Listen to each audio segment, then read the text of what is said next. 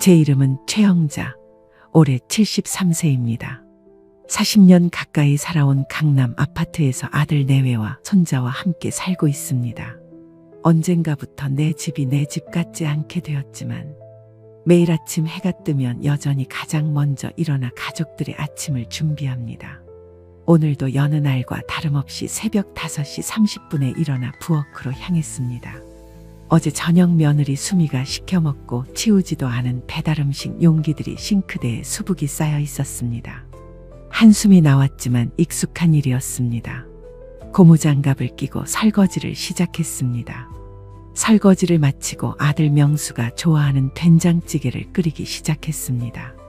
냄비에서 된장 냄새가 올라오기 시작할 무렵 안방 문이 열리고 며느리 수미가 화장도 안 한 얼굴로 나왔습니다. 제 얼굴은 한번 쳐다보지도 않고 냉장고로 직행했습니다. 구독과 좋아요, 알람 설정 꾹 눌러주세요. 어머님, 아침부터 무슨 냄새예요? 된장찌개 끓이세요? 오늘 제 친구들 온다고 했잖아요. 집안에 된장 냄새 배면 어떡해요? 그냥 토스트나 해 드세요. 그녀는 제 대답도 듣지 않고 부엌을 떠났습니다. 저는 불을 끄고 환기를 시켰습니다. 아들이 어제 된장찌개 먹고 싶다고 했는데 이제 아들의 식성보다 며느리의 눈치가 더 중요해진 집이었습니다. 잠시 후 아들 명수가 넥타이를 매며 부엌에 들어왔습니다. 제 표정을 보더니 뭔가 눈치를 챈 듯했습니다. 어머니, 오늘도 아침 일찍 일어나셨네요. 피곤하시면 좀 더 주무세요. 제가 밖에서 아침 사 먹을 수 있어요. 괜찮아. 네가 된장찌개 먹고 싶다고 해서 끓였는데 수미가 냄새 난다고. 아, 수미가 또 뭐라 했군요. 신경 쓰지 마세요. 원래 예민해서 그래요. 저는 미소를 지으며 아들의 어깨를 두드렸습니다. 45살 아들은 사회에서는 성공한 의사였지만 집에서는 아내 앞에서 한없이 작아지는 남자였습니다. 아들은 수미에게 아무 말도 못하고 출근했습니다. 9시경 손자 민준이를 유치원 버스에 태워 보냈습니다. 아이의 작은 손을 흔들며 인사하는 모습은 하루 중 가장 행복한 순간이었습니다. 민준이는 제게 유일한 위안이었습니다. 집으로 돌아오자 갑자기 적막이 느껴졌습니다. 40평대 아파트는 넓었지만 어쩐지 제 자리는 점점 좁아지는 기분이었습니다. 이 집은 남편과 저희 평생 저축으로 장만한 곳입니다. 남편이 5년 전 갑작스럽게 세상을 떠나고 제가 상속받은 집이었습니다. 하지만 어느새 며느리의 영역이 되어버렸습니다. 거실 벽에 걸린 아들 부부의 웨딩 사진을 바라보았습니다. 10년 전 그 사진을 찍을 때만 해도 수미는 얼마나 상냥하고 애교가 많았는지 모릅니다. 결혼 전 수미는 항상 어머니 결혼하면 평생 효도할게요라며 제 마음을 사로잡았습니다. 당시에는 그 말이 진심인 줄 알았습니다. 수미의 변화는 제 남편이 세상을 떠나고 제가 아들의 병원 개업 자금을 지원한 후부터였습니다. 아들의 자존심을 위해 수미에게는 명수의 능력으로 병원을 차렸다고 말하라고 했습니다. 그 순간부터 수미의 태도가 달라졌습니다. 친구들에게 우리 남편 원장님이라며 자랑하기 시작했고 저는 점점 그림자처럼 취급받게 되었습니다. 오후 2시 집 청소를 마치고 있을 때 초인종이 울렸습니다. 벌써 수미의 친구들이 온 것입니다. 현관 밖에서 들려오는 하이힐 소리와 시끌벅적한 여자들의 웃음소리가 들렸습니다. 수미는 거실에 친구 3명을 안내했습니다. 모두 명품 가방을 들고 화려한 옷차림이었습니다. 저는 방에 숨어 있으려 했지만 곧 수미가 불렀습니다. 어머님, 어디 계세요? 과일 좀 준비해 주세요. 마치 가정부를 부르는 듯한 말투였습니다. 저는 몇 시간 전에 미리 준비해둔 과일 접시를 냉장고에서 꺼내 거실로 나갔습니다. 친구들, 우리 어머님이야. 어머님, 인사드려. 제가 과일 접시를 내려놓자 수미의 친구들은 저를 위아래로 훑어보더니 형식적인 인사를 했습니다. 그들의 눈빛은 저런 촌스러운 노인네가 이런 좋은 집에 산다니 하는 시선이었습니다. 과일과 차를 내려놓고 물러서려는데 수미가 다시 저를 불렀습니다. 어머님, 우리 김밥 같은 거 없어요? 출출한데. 냉장고에 있다. 아침에 미리 준비해뒀어. 아, 그래요? 그럼 가져다 주세요. 저는 다시 부엌으로 가서 아침에 정성껏 만들어둔 김밥을 가져왔습니다. 수미는 김밥을 보더니 인상을 찌푸렸습니다. 어머, 이거 뭐예요? 왜 이렇게 두껍게 말았어요? 친구들이 다이어트 중인데 그냥 두세요. 제가 나중에 배달시킬게요. 수미는 김밥을 손도 대지 않고 테이블 한쪽으로 밀어냈습니다. 친구들 앞에서 저를 무안하게 만든 것입니다. 저는 말없이 김밥을 들고 방으로 돌아갔습니다. 방에서 한참을 멍하니 앉아 있다가 화장실에 가려고 나왔는데 거실에서 들려오는 수미와 친구들의 대화가 들렸습니다. 친구 중 한 명이 수미에게 이 집이 정말 크고 좋다며 감탄했습니다. 수미는 우쭐한 목소리로 대답했습니다. 그냥 그래. 사실 더 좋은 데로 이사 가려고 알아보는 중이야. 우리 남편이 병원이 잘 되거든. 월 수입이 어마어마해. 근데 시어머니랑 같이 사는 거 불편하지 않아? 말도 마. 너무 불편해. 내가 뭐 하는지 감시하는 것 같고. 밥 차려주는 것도 괜히 잔소리하는 것 같아서 그냥 배달시켜 먹을 때가 한두 번이 아니야. 그래도 집안일은 도와주시잖아. 가사 도우미 쓰는 돈은 절약하네. 저는 화장실도 가지 않고 조용히 방으로 돌아왔습니다. 마음이 무거웠지만 이제는 익숙한 상처였습니다. 저녁이 다가오고 친구들이 돌아갈 시간이 되었습니다. 수미가 친구들을 현관까지 바래다주는 소리가 들렸습니다. 저녁 식사 준비를 해야 할 시간이었습니다. 하지만 다리가 무겁게 느껴져 좀 더 방에 있기로 했습니다. 그때 다시 거실에서 수미와 친구들의 목소리가 들려왔습니다. 아직 가지 않았나 봅니다. 수미의 목소리가 평소보다 더 크게 들렸습니다. 아마도 몇 잔 술을 마신 모양이었습니다. 미영아, 내가 진짜 말해도 될까? 사실 나 요즘 너무 스트레스 받아. 시어머니 때문에 집에 오기도 싫어. 왜, 무슨 일 있었어? 아니, 특별한 일은 없는데. 그냥 매일 있는 것 자체가 너무 불편해. 내 집인데 내 맘대로 할 수가 없잖아. 저는 순간 귀를 의심했습니다. 내 집이라고요. 이 집은 명백히 제 이름으로 된 제 재산이었습니다. 하지만 말을 꺼내기도 전에 더 충격적인 말이 들려왔습니다. 솔직히 말해서 차라리 그 노인네 어디론가 사라져줬으면 소원이 없겠어. 정말이야, 저 할머니만 없으면 내 인생이 훨훨 날아다닐 텐데. 숨 막혀서 죽을 것 같아. 친구들이 웃음을 터뜨렸습니다. 하지만 저에게는 웃을 일이 아니었습니다. 가슴에 큰 돌덩이가 내려앉는 느낌이었습니다. 게다가 명수 오빠는 어머니 눈치만 보고 내가 뭐 어머니한테 함부로 하는 것도 아닌데. 어머니가 뭐라 하면 무조건 어머니 편이야. 아니, 이 집은 우리 집이고 우리가 벌어서 사는 건데 왜 나만 이방인 취급받아야 하는지 모르겠어. 저는 문 앞에 얼어붙은 채 서 있었습니다. 수미는 아들이 제 도움으로 병원을 차렸다는 사실도, 이 집이 제 명의라는 사실도 모르는 것 같았습니다. 아니, 알면서도 모른 척하는 것인지도 모르겠습니다. 진짜 하루빨리 저 할머니 요양원 같은 데 보내고 싶어. 근데 그러면 오빠가 가만히 있지 않을 거야. 에휴, 차라리 자연스럽게 사라져주면 좋을 텐데. 저는 더 이상 듣고 있을 수가 없었습니다. 조용히 방으로 돌아와 문을 닫았습니다. 창밖은 아직 밝았지만 제 마음은 이미 캄캄한 밤이 되어버렸습니다.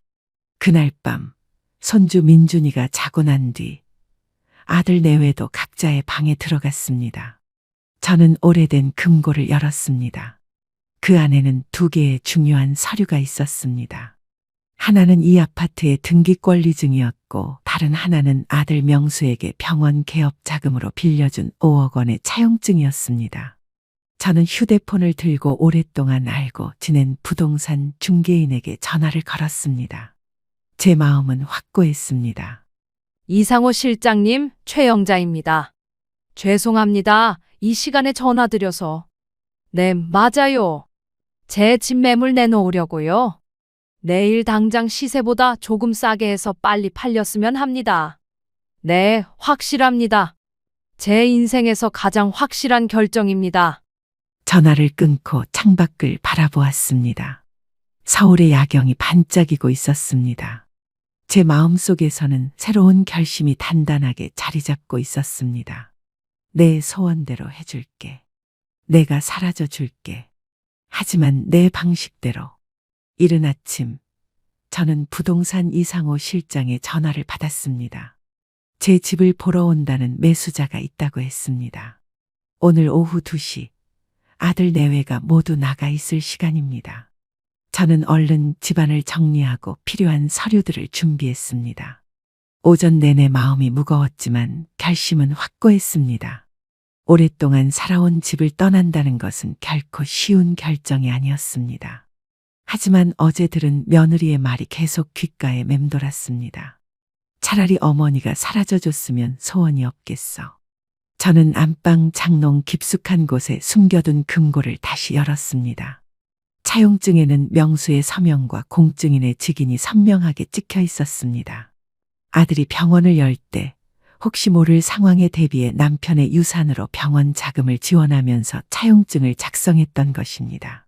당시 명수는 자신의 자존심을 위해 수미에게는 자기 능력으로 병원을 연 것처럼 이야기하자고 했고, 저는 그 마음을 이해해 묵인했습니다.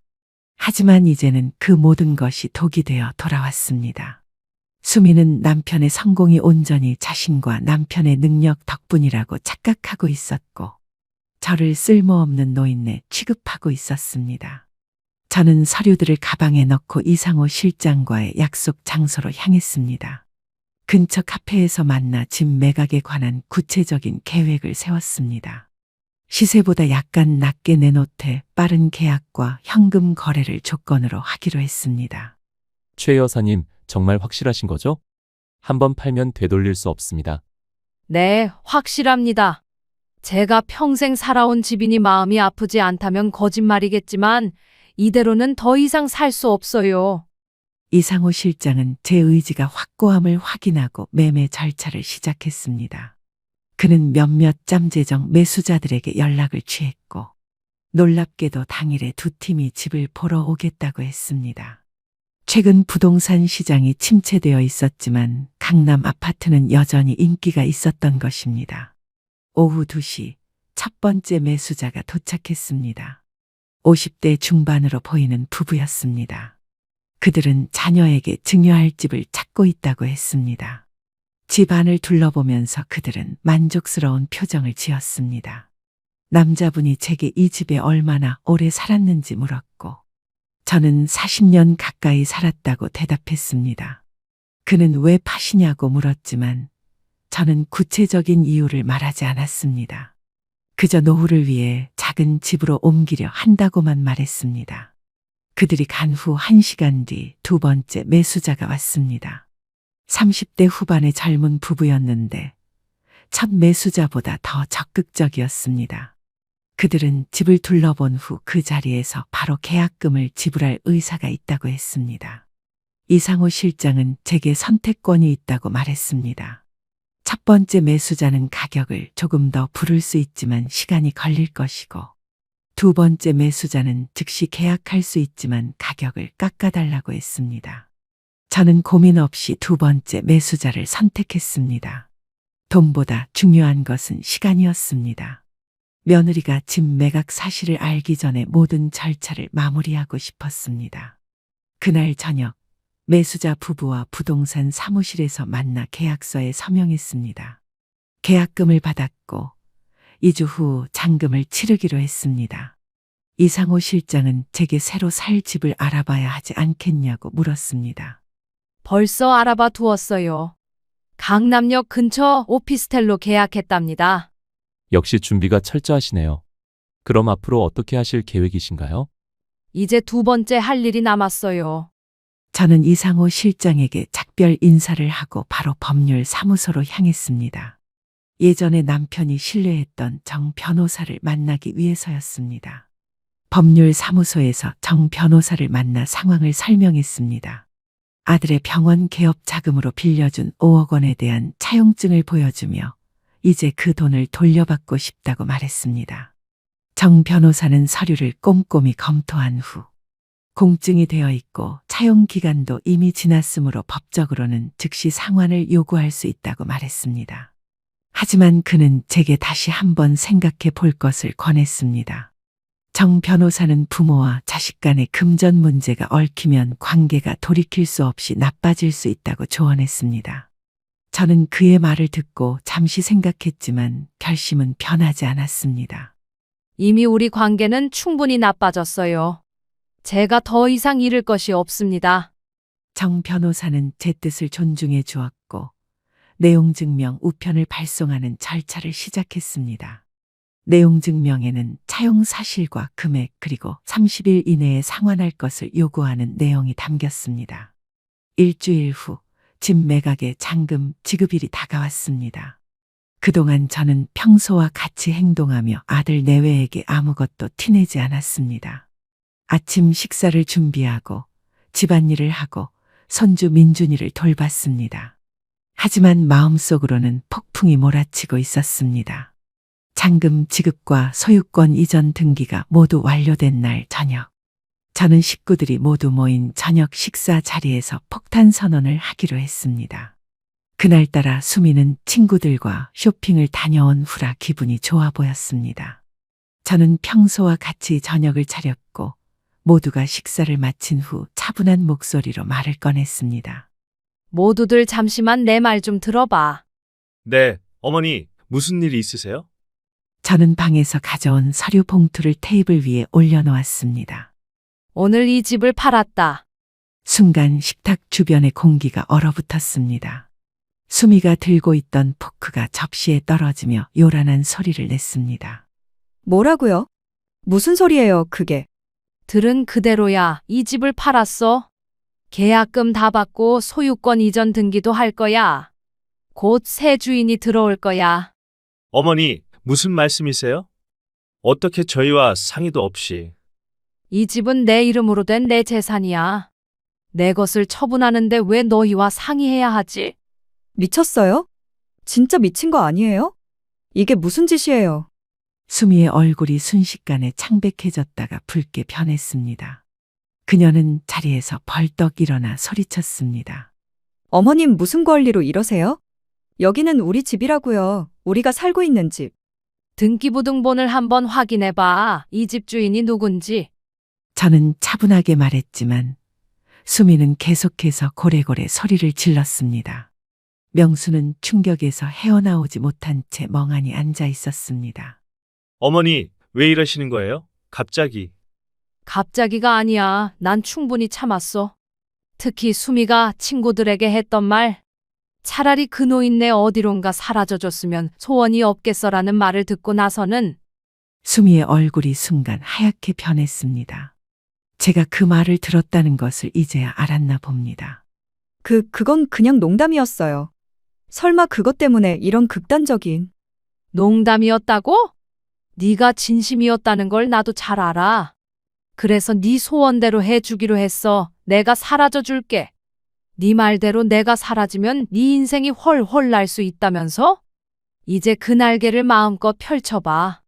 저녁 식사 자리에 충격적인 발표 이후 집안은 아수라장이 되었습니다.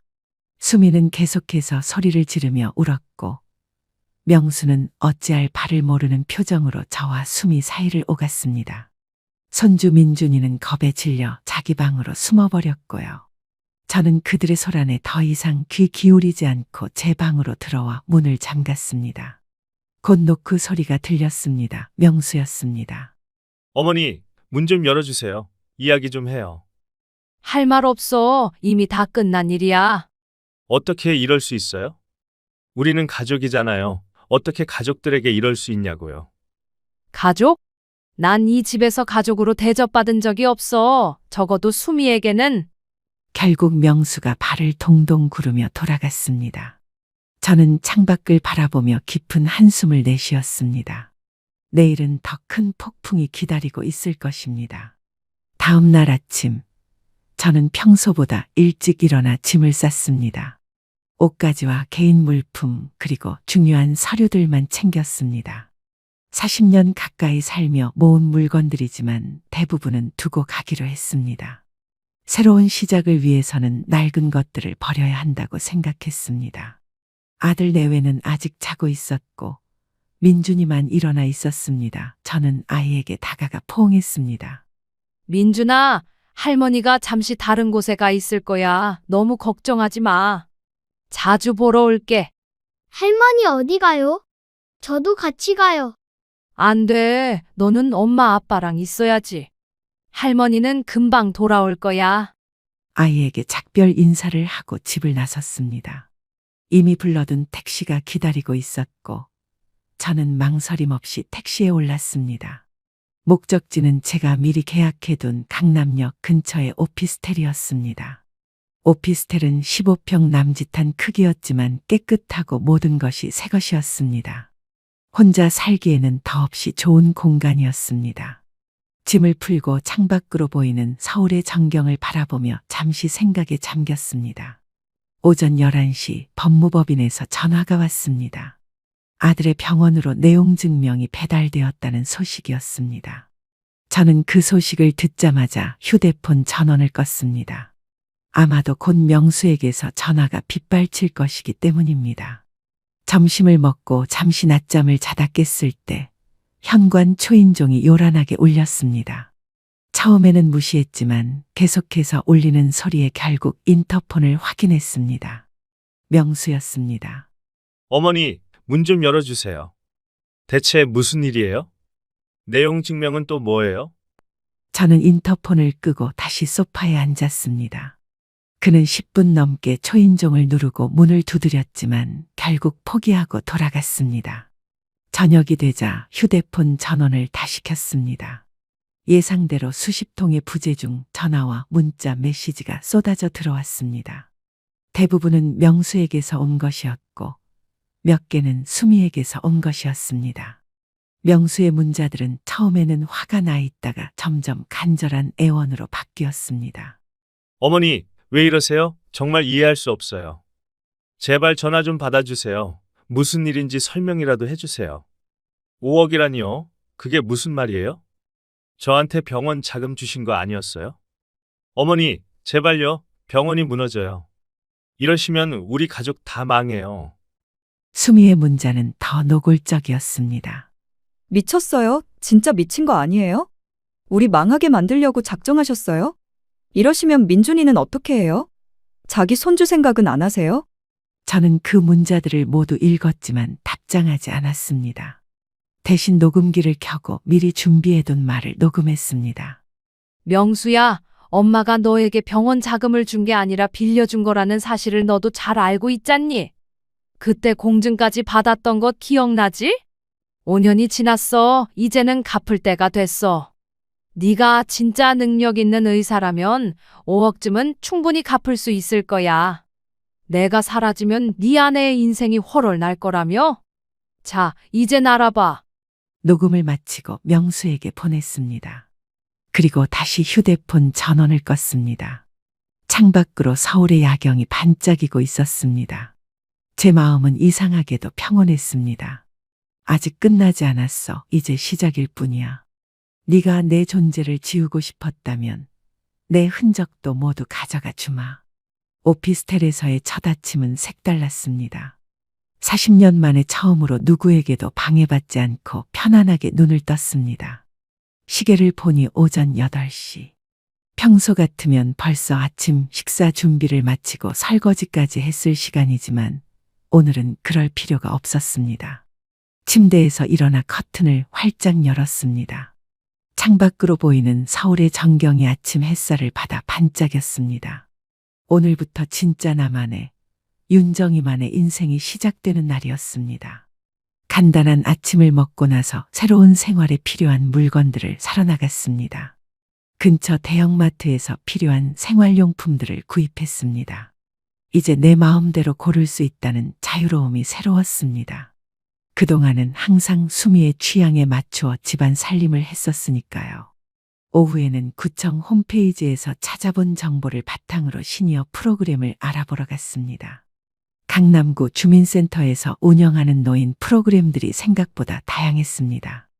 요가, 수채화, 도자기 공예, 시니어 모델 교실까지 제 눈에 띈 것은 시니어 모델 교실이었습니다. 사진을 보니 저와 비슷한 연령대의 어르신들이 자신감 넘치는 모습으로 워킹을 하고 있었습니다. 프로그램 담당자에게 물어보니 다음 주부터 새로운 수업이 시작된다고 했습니다. 망설임 없이 등록했습니다. 집으로 돌아가는 길에 휴대폰을 확인했습니다. 아들 명수에게서 또 여러 통의 부재 중 전화와 문자가 와 있었습니다. 어머니, 제발 한 번만 통화해요. 이러시면 안 돼요. 병원 문 닫을 지경이에요. 제발 이러지 마세요. 민준이가 할머니 보고 싶어 해요. 돌아오세요. 한숨이 나왔습니다. 아이를 볼모로 삼는 것은 숨이 많이 아니었습니다. 명수 역시 민준이를 내세워 제 마음을 흔들려 하고 있었습니다. 하지만 전 더 이상 흔들리지 않기로 했습니다. 오피스텔로 돌아와 오랜만에 뜨거운 욕조에 몸을 담갔습니다. 이것도 사치였습니다. 전에는 손주 민준이가 먼저 목욕을 하고 그 다음 숨이 명수, 마지막으로 제가 씻는 순서였으니까요. 다음 날 아침 주민센터에서 만난 담당자의 권유로 문화센터 수채화 수업에도 등록했습니다. 그곳에서 저와 비슷한 또래의 여성 한 명과 이야기를 나누게 되었습니다. 이름은 정미숙, 68세였습니다. 여기 처음 오셨네요? 저는 3개월째 다니고 있어요. 재미있으실 거예요. 네, 처음이에요. 사실 그림은 젊었을 때 잠깐 배웠던 거라 다 잊어버렸을 것 같아요. 괜찮아요. 여기 선생님이 정말 잘 가르쳐 주세요. 저도 처음엔 그림 그릴 줄 모르는 사람이었는데 이제는 제법 그럴듯하게 그린답니다. 수업이 끝난 후 미숙 씨와 근처 카페에서 차를 마시며 이야기를 나누었습니다. 그녀는 남편과 사별한 후 자식들은 모두 독립시키고 혼자 살고 있다고 했습니다. 그리고 놀랍게도 그녀는 60대의 나이에 모델 활동도 하고 있었습니다. 나이가 들었다고 인생이 끝난 건 아니잖아요. 오히려 지금이 진짜 내 인생을 살 수 있는 황금기라고 생각해요. 자식 뒷바라지, 남편 뒷바라지 다 끝났으니까. 그녀의 말에 큰 공감이 갔습니다. 미숙 씨는 제게 시니어 모델에 관심이 있다면 자신이 활동하는 에이전시를 소개해 줄 수 있다고 했습니다. 처음엔 부담스러웠지만 제 나이에 새로운 도전을 해본다는 것이 설레기도 했습니다. 일주일이 지났습니다. 문화센터에서의 수채화 수업과 시니어 모델 교실을 오가며 새로운 취미 생활에 빠져 있을 때 이상호 실장에게서 전화가 왔습니다. 제가 팔았던 집에 대한 소유권 이전이 완전히 마무리되었다는 소식이었습니다. 그리고 덧붙여 아들 내외가 아직도 이사를 가지 않고 있다는 말도 전했습니다. 최 여사님, 새 집주인이 조금 초조해하고 있습니다. 이사 날짜가 다가오는데 아직 이사 갈 생각을 안 하시는 것 같아서요. 정해진 날짜까지 비워줄 거예요. 걱정 마세요. 제가 아들에게 다시 얘기해 볼게요. 전화를 끊고 한참을 고민했습니다. 결국 몇 주 만에 처음으로 명수에게 문자를 보냈습니다. 이사 날짜 알지? 새 집주인이 들어올 날이 얼마 안 남았어. 날짜 지키지 못하면 법적 문제가 생길 수 있으니 서둘러. 바로 답장이 왔습니다. 어머니, 어디로 가야 할지 모르겠어요. 수미는 좋은 집으로 가자고 하는데 그럴 형편이 안 돼요. 병원도 거의 문 닫을 지경이에요. 더 이상의 답장은 하지 않았습니다. 그들의 문제는 이제 그들 스스로 해결해야 할 일이었습니다. 그날 저녁 미숙 씨와 함께 시니어 모델 에이전시를 방문했습니다. 에이전시 대표는 제 외모와 걸음걸이를 보더니 무척 마음에 든다고 했습니다. 특히 고급스러운 시니어의 이미지가 필요한 광고가 있는데 제가 딱 맞을 것 같다고 했습니다. 바로 다음 주에 첫 촬영 일정이 잡혔습니다. 일생에서 이런 경험은 처음이라 설레면서도 긴장되었습니다. 하지만 미숙 씨의 도움으로 기본적인 포즈와 표정 관리를 배우며 준비했습니다. 집으로 돌아오니 경비실에서 전해준 등기후 편물이 있었습니다. 법무법인에서 보낸 것이었습니다. 내용은 병원 자산에 대한 가압류 신청이 진행되고 있다는 내용이었습니다. 생각보다 일이 빠르게 진행되고 있었습니다. 그날 밤 휴대폰으로 뉴스를 보고 있는데 갑자기 초인종이 울렸습니다. 인터폰 화면을 확인해 보니 수미였습니다. 얼굴이 상기되어 있고 눈은 충혈되어 있었습니다. 술에 취한 모양이었습니다. 응답하지 않았지만 수미는 계속해서 초인종을 누르고 문을 두드렸습니다. 결국 경비실에서 전화가 왔고 수미가 소란을 피우고 있다는 내용이었습니다. 할 수 없이 인터폰으로 대화하기로 했습니다. 왜 왔니? 어머니, 문 좀 열어봐요. 할 말 있어요. 난 너랑 할 말 없어. 돌아가. 제발요. 우리 민준이 생각해서라도 그러지 마세요. 집도 뺐고 병원도 뺐고 이제 우리 어떻게 살라고요? 그건 네 문제야. 네가 자초한 일이니 내가 해결해. 결국 경비원이 수미를 데리고 내려갔습니다. 그녀가 택시를 타고 떠나는 모습이 보였습니다. 가슴이 조금 아팠지만 이미 돌이킬 수 없는 강을 건넌 후였습니다. 다음 날 아들 명수에게서 문자가 왔습니다. 빌라를 계약했다는 내용이었습니다. 그리고 병원은 어쩔 수 없이 의사 한 명에게 헐값에 넘기기로 했다고 했습니다. 채무를 일부라도 갚기 위해서였습니다. 어머니, 제가 모든 잘못을 인정합니다. 어머니 말씀대로 제가 다 자초한 일입니다. 하지만 민준이만큼은 불쌍하게 생각해 주세요. 아이는 아무 죄가 없잖아요. 또다시 민준이를 내세우는 아들이 안타까웠습니다. 하지만 저도 이제는 단호했습니다. 민준이는 걱정하지 마. 할머니가 챙길 테니. 하지만 너희 부부 문제는 너희가 해결해야 해. 첫 모델 촬영 날이 왔습니다. 생각보다 큰 촬영장이었고 여러 스태프들이 분주하게 움직이고 있었습니다. 제가 출연할 광고는 시니어를 위한 건강기능식품 광고였습니다. 의상과 메이크업을 마치고 카메라 앞에 섰을 때 처음엔 무척 긴장했습니다. 하지만 미숙 씨의 조언대로 자연스럽게 웃으며 포즈를 취하니 카메라맨도 만족해했습니다. 촬영은 생각보다 일찍 끝났고 감독은 제 연기에 만족한다며 다음 촬영도 함께하고 싶다고 했습니다. 미숙 씨와 함께 기쁨을 나누며 식사를 하는데 갑자기 휴대폰이 울렸습니다. 아들 명수였습니다. 어머니, 죄송합니다만 민준이가 어머니 보고 싶어서 울고불고 난리예요. 한 번만 만나 주실 수 있을까요? 그래, 만나자. 하지만 수미는 오지 마. 민준이만 데려와. 네, 알겠습니다. 언제 어디서 만날까요? 내일 오후 2시 강남역 근처 카페에서 만나자. 전화를 끊고 미숙 씨를 바라보니 그녀가 궁금한 눈빛으로 쳐다보고 있었습니다. 아드님 전화였어요? 무슨 일 있으셨어요? 아니에요. 그냥 손주를 만나기로 했어요. 아이고, 할머니 손주 사랑이 각별하시네요. 그런데 왜 아드님이나 며느님은 안 만나시겠다고 하셨어요? 복잡한 사정이 있어요. 언젠가 기회가 되면 말씀드릴게요. 다음 날 약속 시간보다 일찍 카페에 도착해서 창가 자리에 앉아 기다렸습니다. 그런데 약속 시간이 지나도 민준이는 오지 않았습니다. 불안한 마음에 명수에게 전화를 걸었지만 받지 않았습니다. 30분이 더 지났을 때 카페 문이 열리고 들어온 사람은 민준이가 아닌 수미였습니다. 그녀는 저를 발견하고 곧장 제 테이블로 다가왔습니다. 어머님, 죄송합니다. 민준이는 갑자기 열이 나서 데려오지 못했어요. 그래? 그럼 넌 왜 왔니?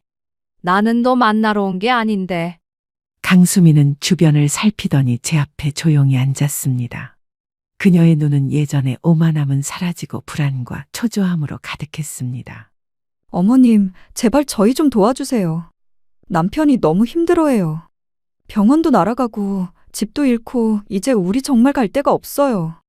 내가 왜 너희를 도와야 하지?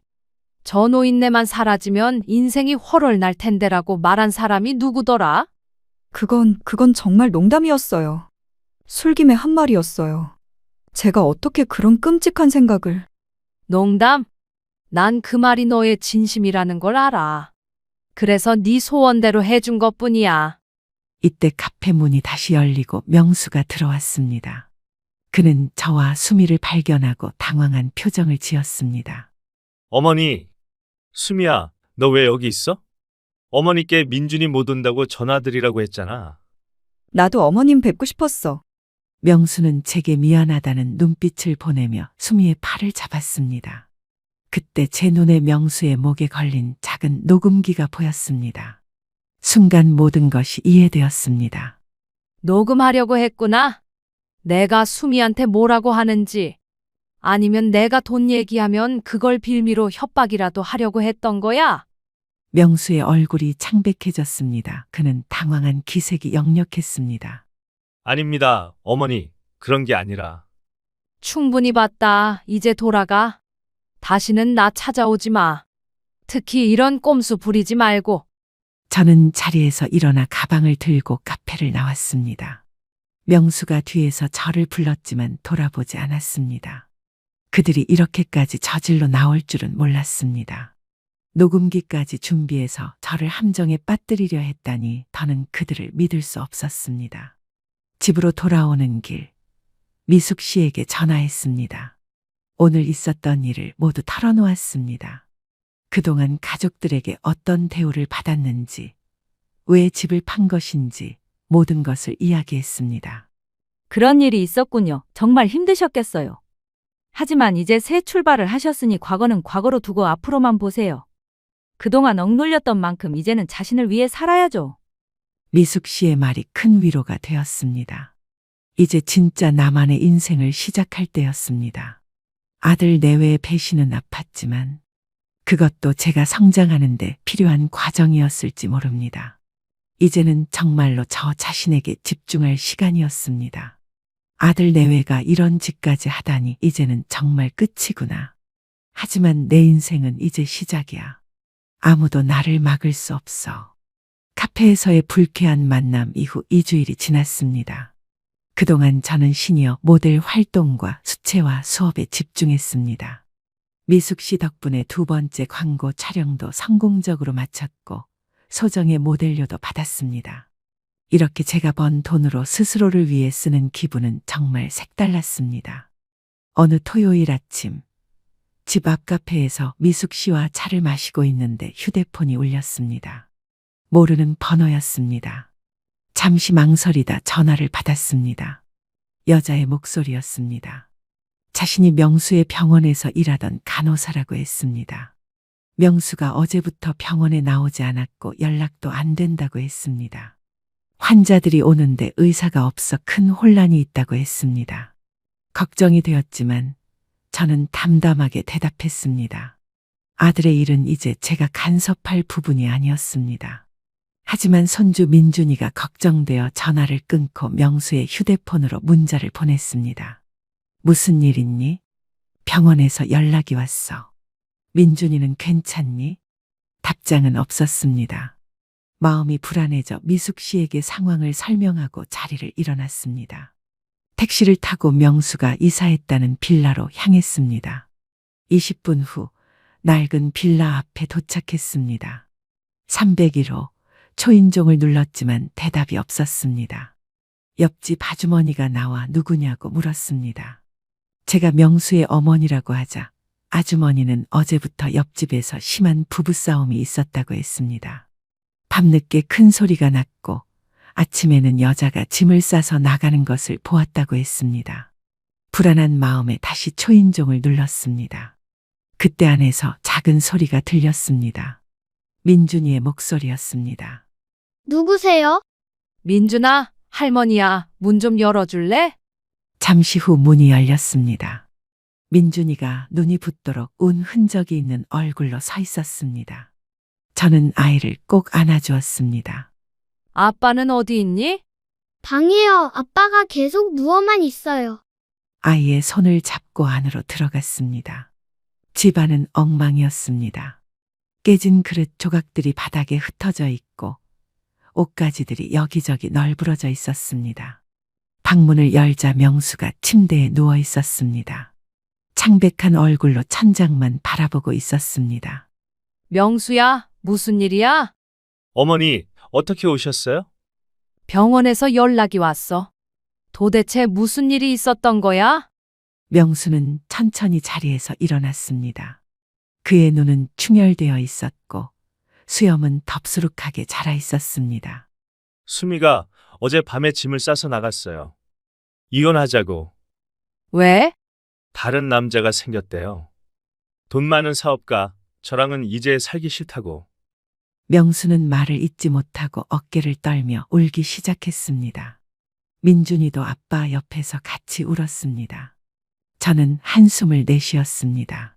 예상했던 일이었습니다. 수미 같은 여자는 명수에게서 더 이상 얻을 것이 없다고 판단하면 언제든 떠날 사람이었습니다. 그럼 민준이는 어쩌고? 수미는 민준이도 안 데려간대요. 자기 새 생활에 방해된다고. 그 말을 듣는 순간 민준이를 향한 가슴 아픔과 수미에 대한 분노가 동시에 치밀었습니다. 어떻게 제 손주를 그렇게 버릴 수 있단 말입니까? 그래도 친엄마인데. 일단 일어나.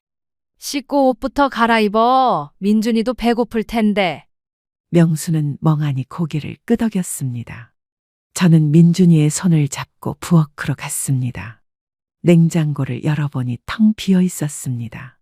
아이가 뭘 먹고 있었는지 걱정되었습니다. 민준아, 언제 마지막으로 밥 먹었니? 어제 엄마가 나가기 전에 말이 끝나기도 전에 전화기를 꺼내 근처 중국집에 음식을 주문했습니다. 그리고 민준이에게 옷을 갈아입히고 얼굴을 씻겼습니다. 그동안 명수는 샤워를 하고 나왔습니다. 깨끗한 옷으로 갈아입으니 조금 나아 보였습니다. 음식이 도착하고 세 사람은 함께 식사를 했습니다. 아이는 배가 고팠는지 허겁지겁 먹었습니다. 식사 후 민준이는 TV를 보게 하고 명수와 따로 이야기를 나눴습니다. 저는 명수에게 정확히 무슨 일이 있었는지 물었습니다. 그는 지난 몇 주간 있었던 일들을 털어놓기 시작했습니다. 수미가 처음부터 돈 때문에 저와 결혼했던 것 같아요. 제가 병원장이라는 직함과 강남에 집이 있다는 게 좋았던 거죠. 그런데 이제 모든 게 사라지니까. 수미는 계속해서 더 나은 집으로 이사 가자고 다그쳤다고 합니다. 그러다 결국 어젯밤 자신이 새로 만난 사업가와 함께 하겠다며 떠났다는 것이었습니다.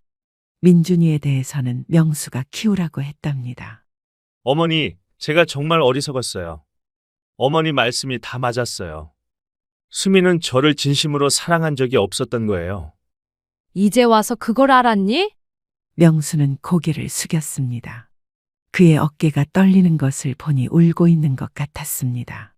저는 한숨을 쉬며 명수의 어깨를 토닥였습니다.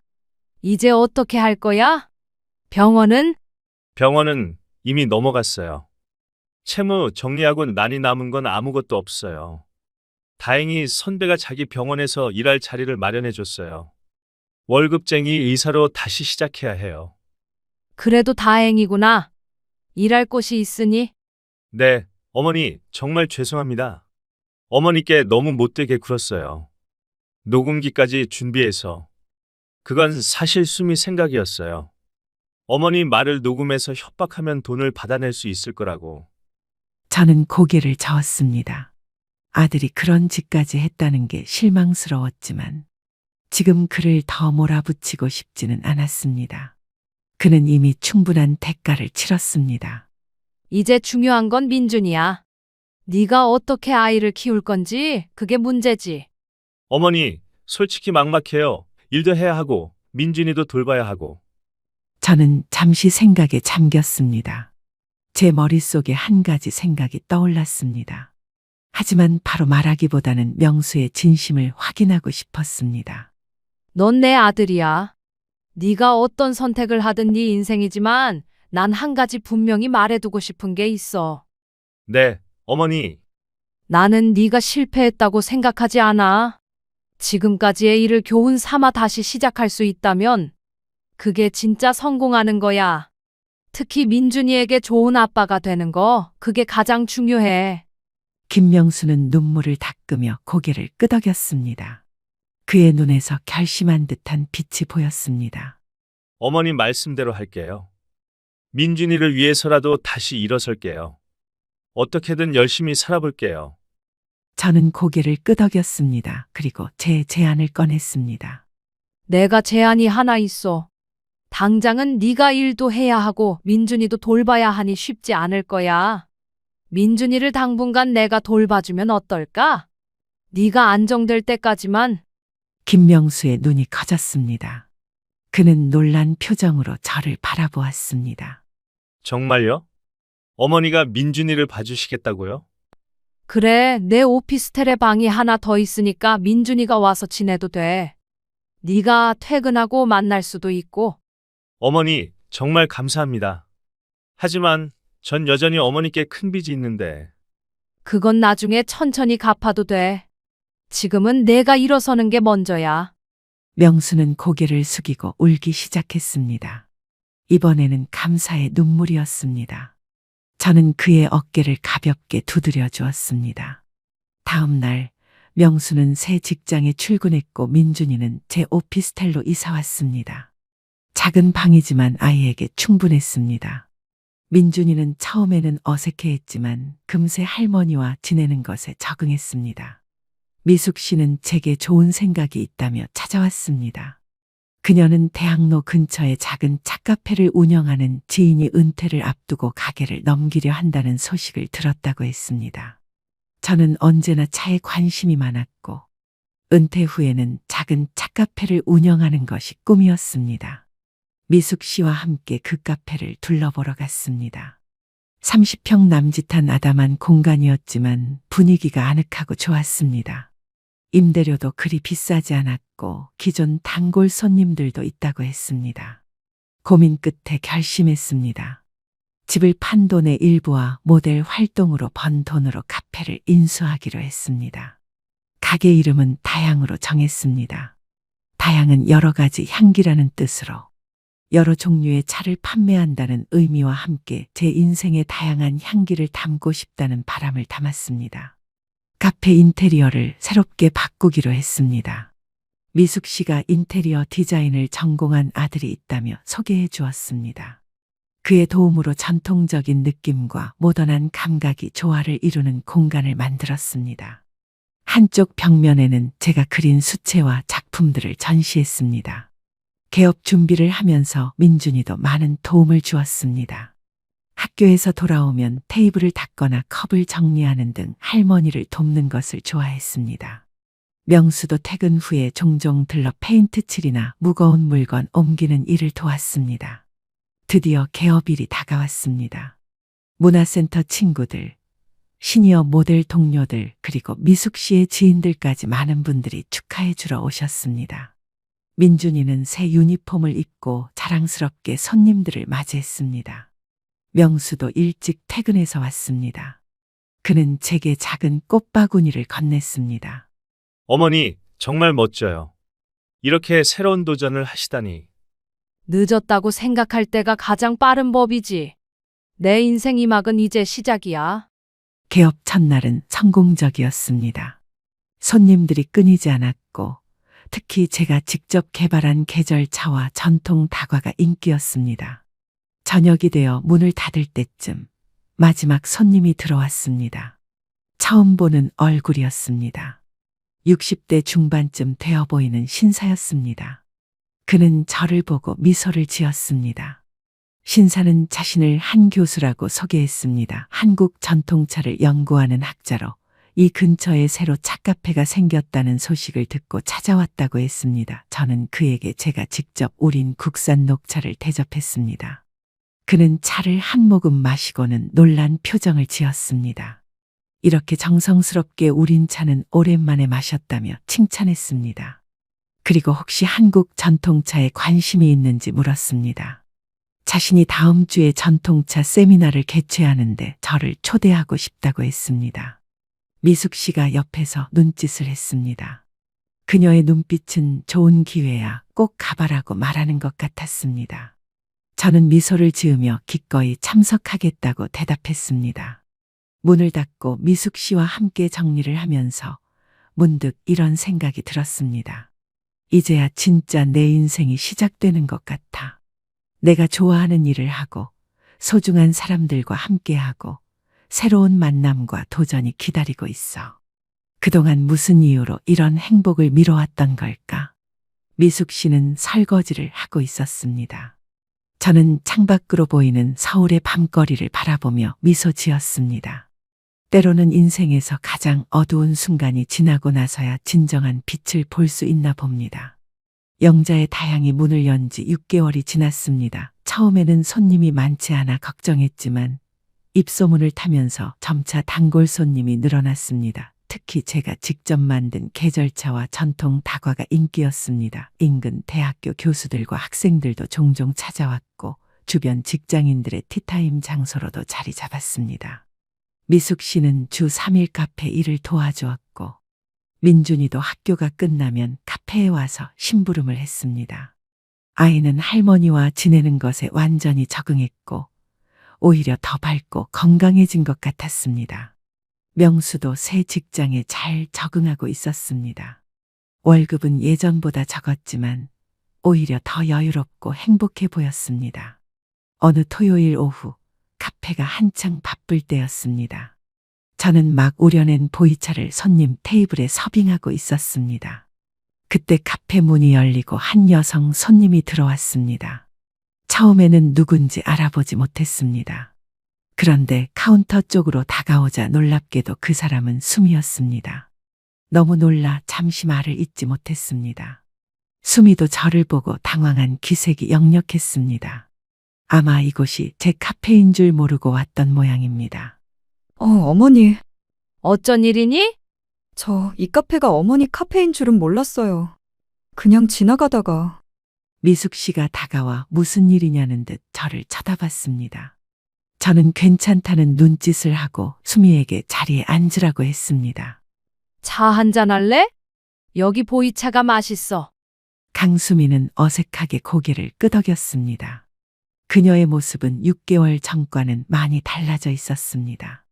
화려한 옷차림과 액세서리는 온데간데 없고 소박한 차림에 화장기 없는 얼굴이었습니다.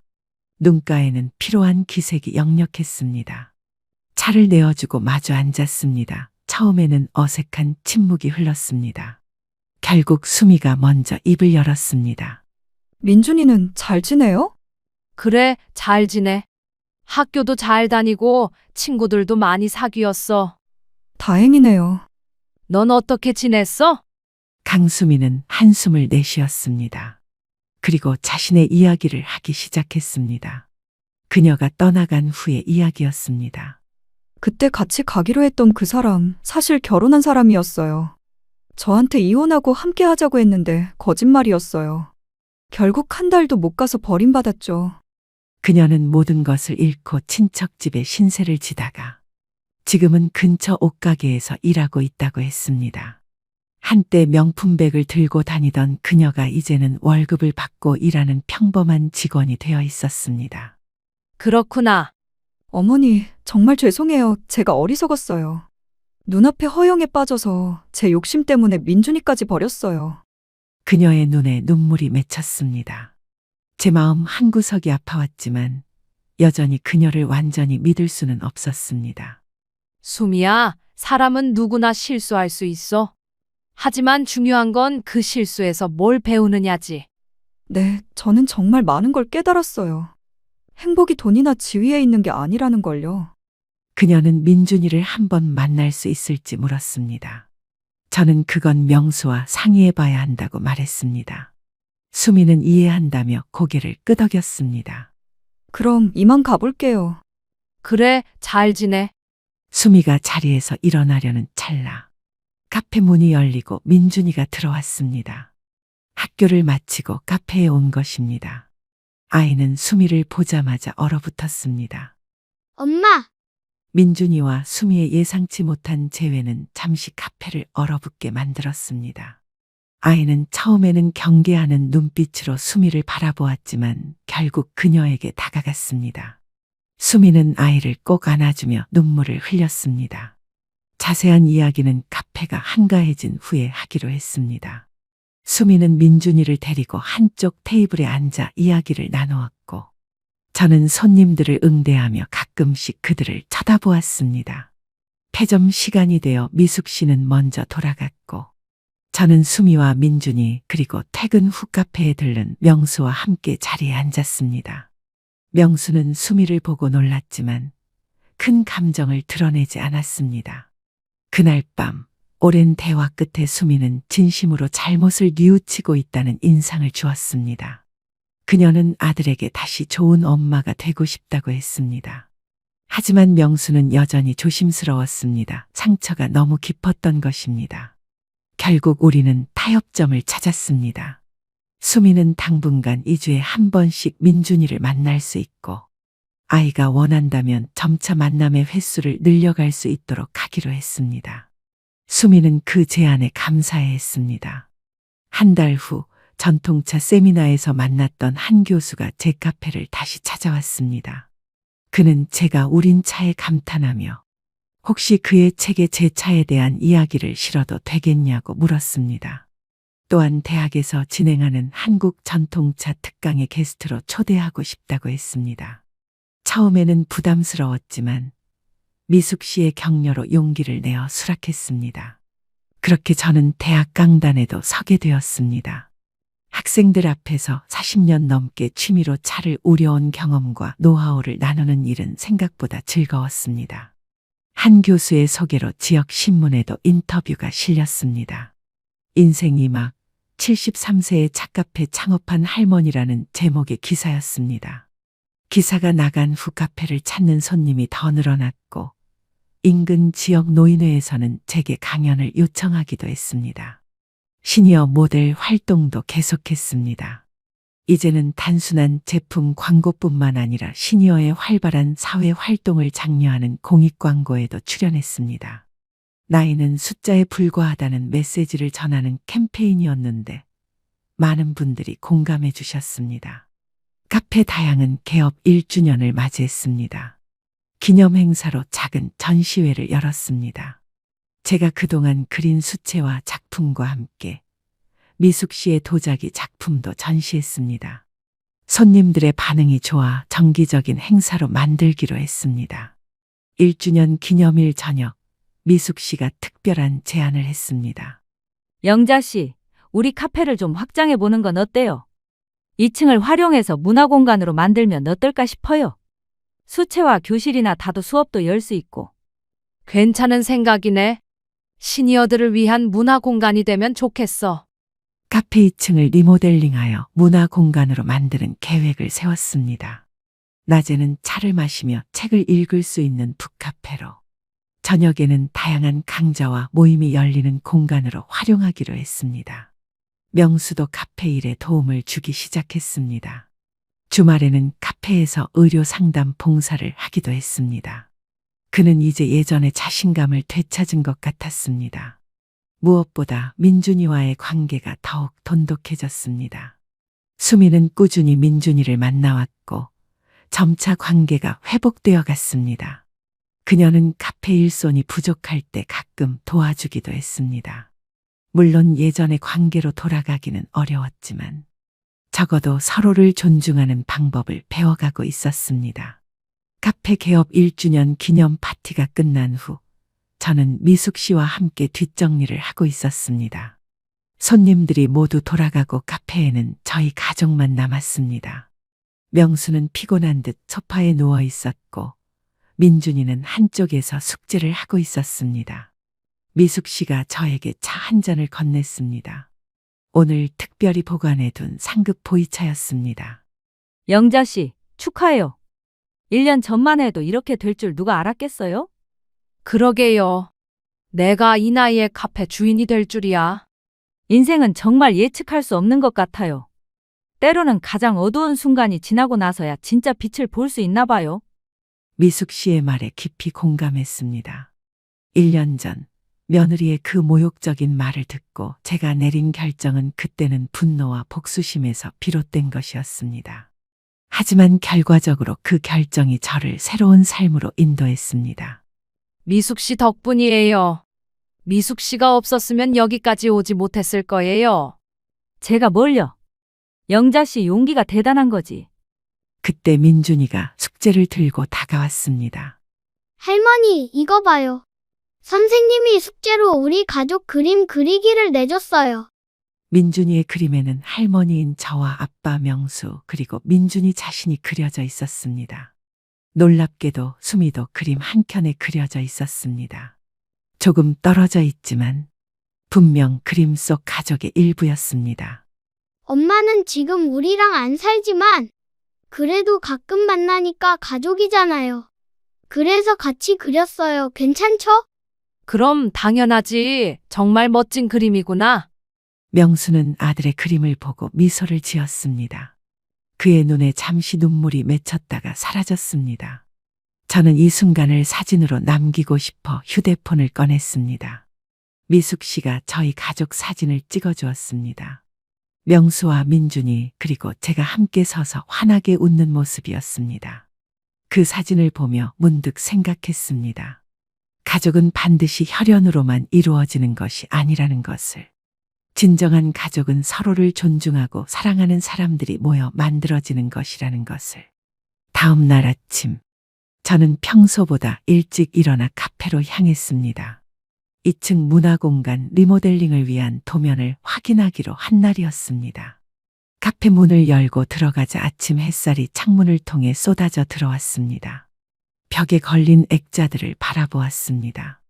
제가 그린 수채화들, 시니어 모델 활동 사진들, 그리고 어제 찍은 가족 사진까지. 이 모든 것들이 제 인생 이막의 증거였습니다.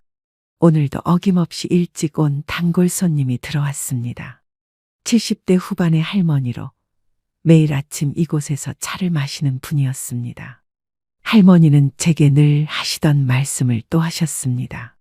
영자 씨, 당신을 보면 용기가 나요. 나도 뭔가 새로운 걸 시작해볼까 생각 중이에요. 저는 웃으며 대답했습니다. 늦었다고 생각할 때가 가장 빠른 때라고 하잖아요. 지금이 딱 좋은 때예요. 차를 우리며 창밖을 바라보았습니다. 거리에는 다양한 사람들이 오가고 있었습니다. 각자의 인생을 살아가는 사람들. 어쩌면 그들 중에도 제 이야기처럼 인생의 전환점에 서 있는 사람이 있을지도 모릅니다. 73년을 살아오며 깨달은 것이 있다면 인생은 언제든 새롭게 시작할 수 있다는 것입니다. 나이는 단지 숫자에 불과하며 진정한 행복은 자신의 삶의 주인이 되어 살아갈 때 찾아온다는 것을. 내 인생의 황금기는 지금부터야. 지은아, 시간 있으면 세탁소로 와라. 할 말이 있어. 무슨 일이에요? 아빠, 무슨 말씀을 하시려고 그러세요? 앉아라. 지은아, 아빠가 결정했어. 정말요? 드디어 마음 바뀌신 거죠? 그래, 마음 바뀌었어. 세탁소 정리하기로 했어. 그런데 네가 알아야 할 게 있다. 그게 뭔데요? 세탁소는 너에게 주는 게 아니야. 세탁소를 처분한다고 했지. 너한테 준다는 말은 안 했어. 그게 무슨 말씀이에요? 아빠가 다른 사람한테 팔기로 했어. 다른 사람요? 그럼 저희는 어떻게 해요? 오늘 이야기의 주인공은 78세 김정호 씨입니다. 그날 저녁도 평소와 다름없었습니다. 정호 씨는 세탁소 문을 닫고 집으로 돌아와 혼자 저녁상을 차리고 있었습니다. 그런데 현관벨이 울렸습니다. 누군가 싶어 문을 열어보니 딸 지은이와 사위 민수 씨가 서 있었습니다. 아빠, 저희 왔어요. 아버님, 저녁 드시고 계셨어요? 평소 같았으면 반가워했을 정호 씨였지만 이상하게 두 사람의 표정이 무거웠습니다. 특히 딸 지은이는 뭔가 할 말이 있다는 듯 입술을 꾹 다물고 있었습니다. 아빠, 잠깐 앉으세요. 중요한 얘기가 있어서 왔어요. 정호 씨는 거실 소파에 앉았습니다.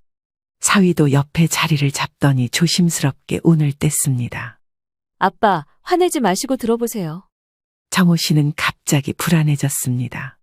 딸이 이렇게 심각한 표정을 짓는 일이 흔하지 않았거든요.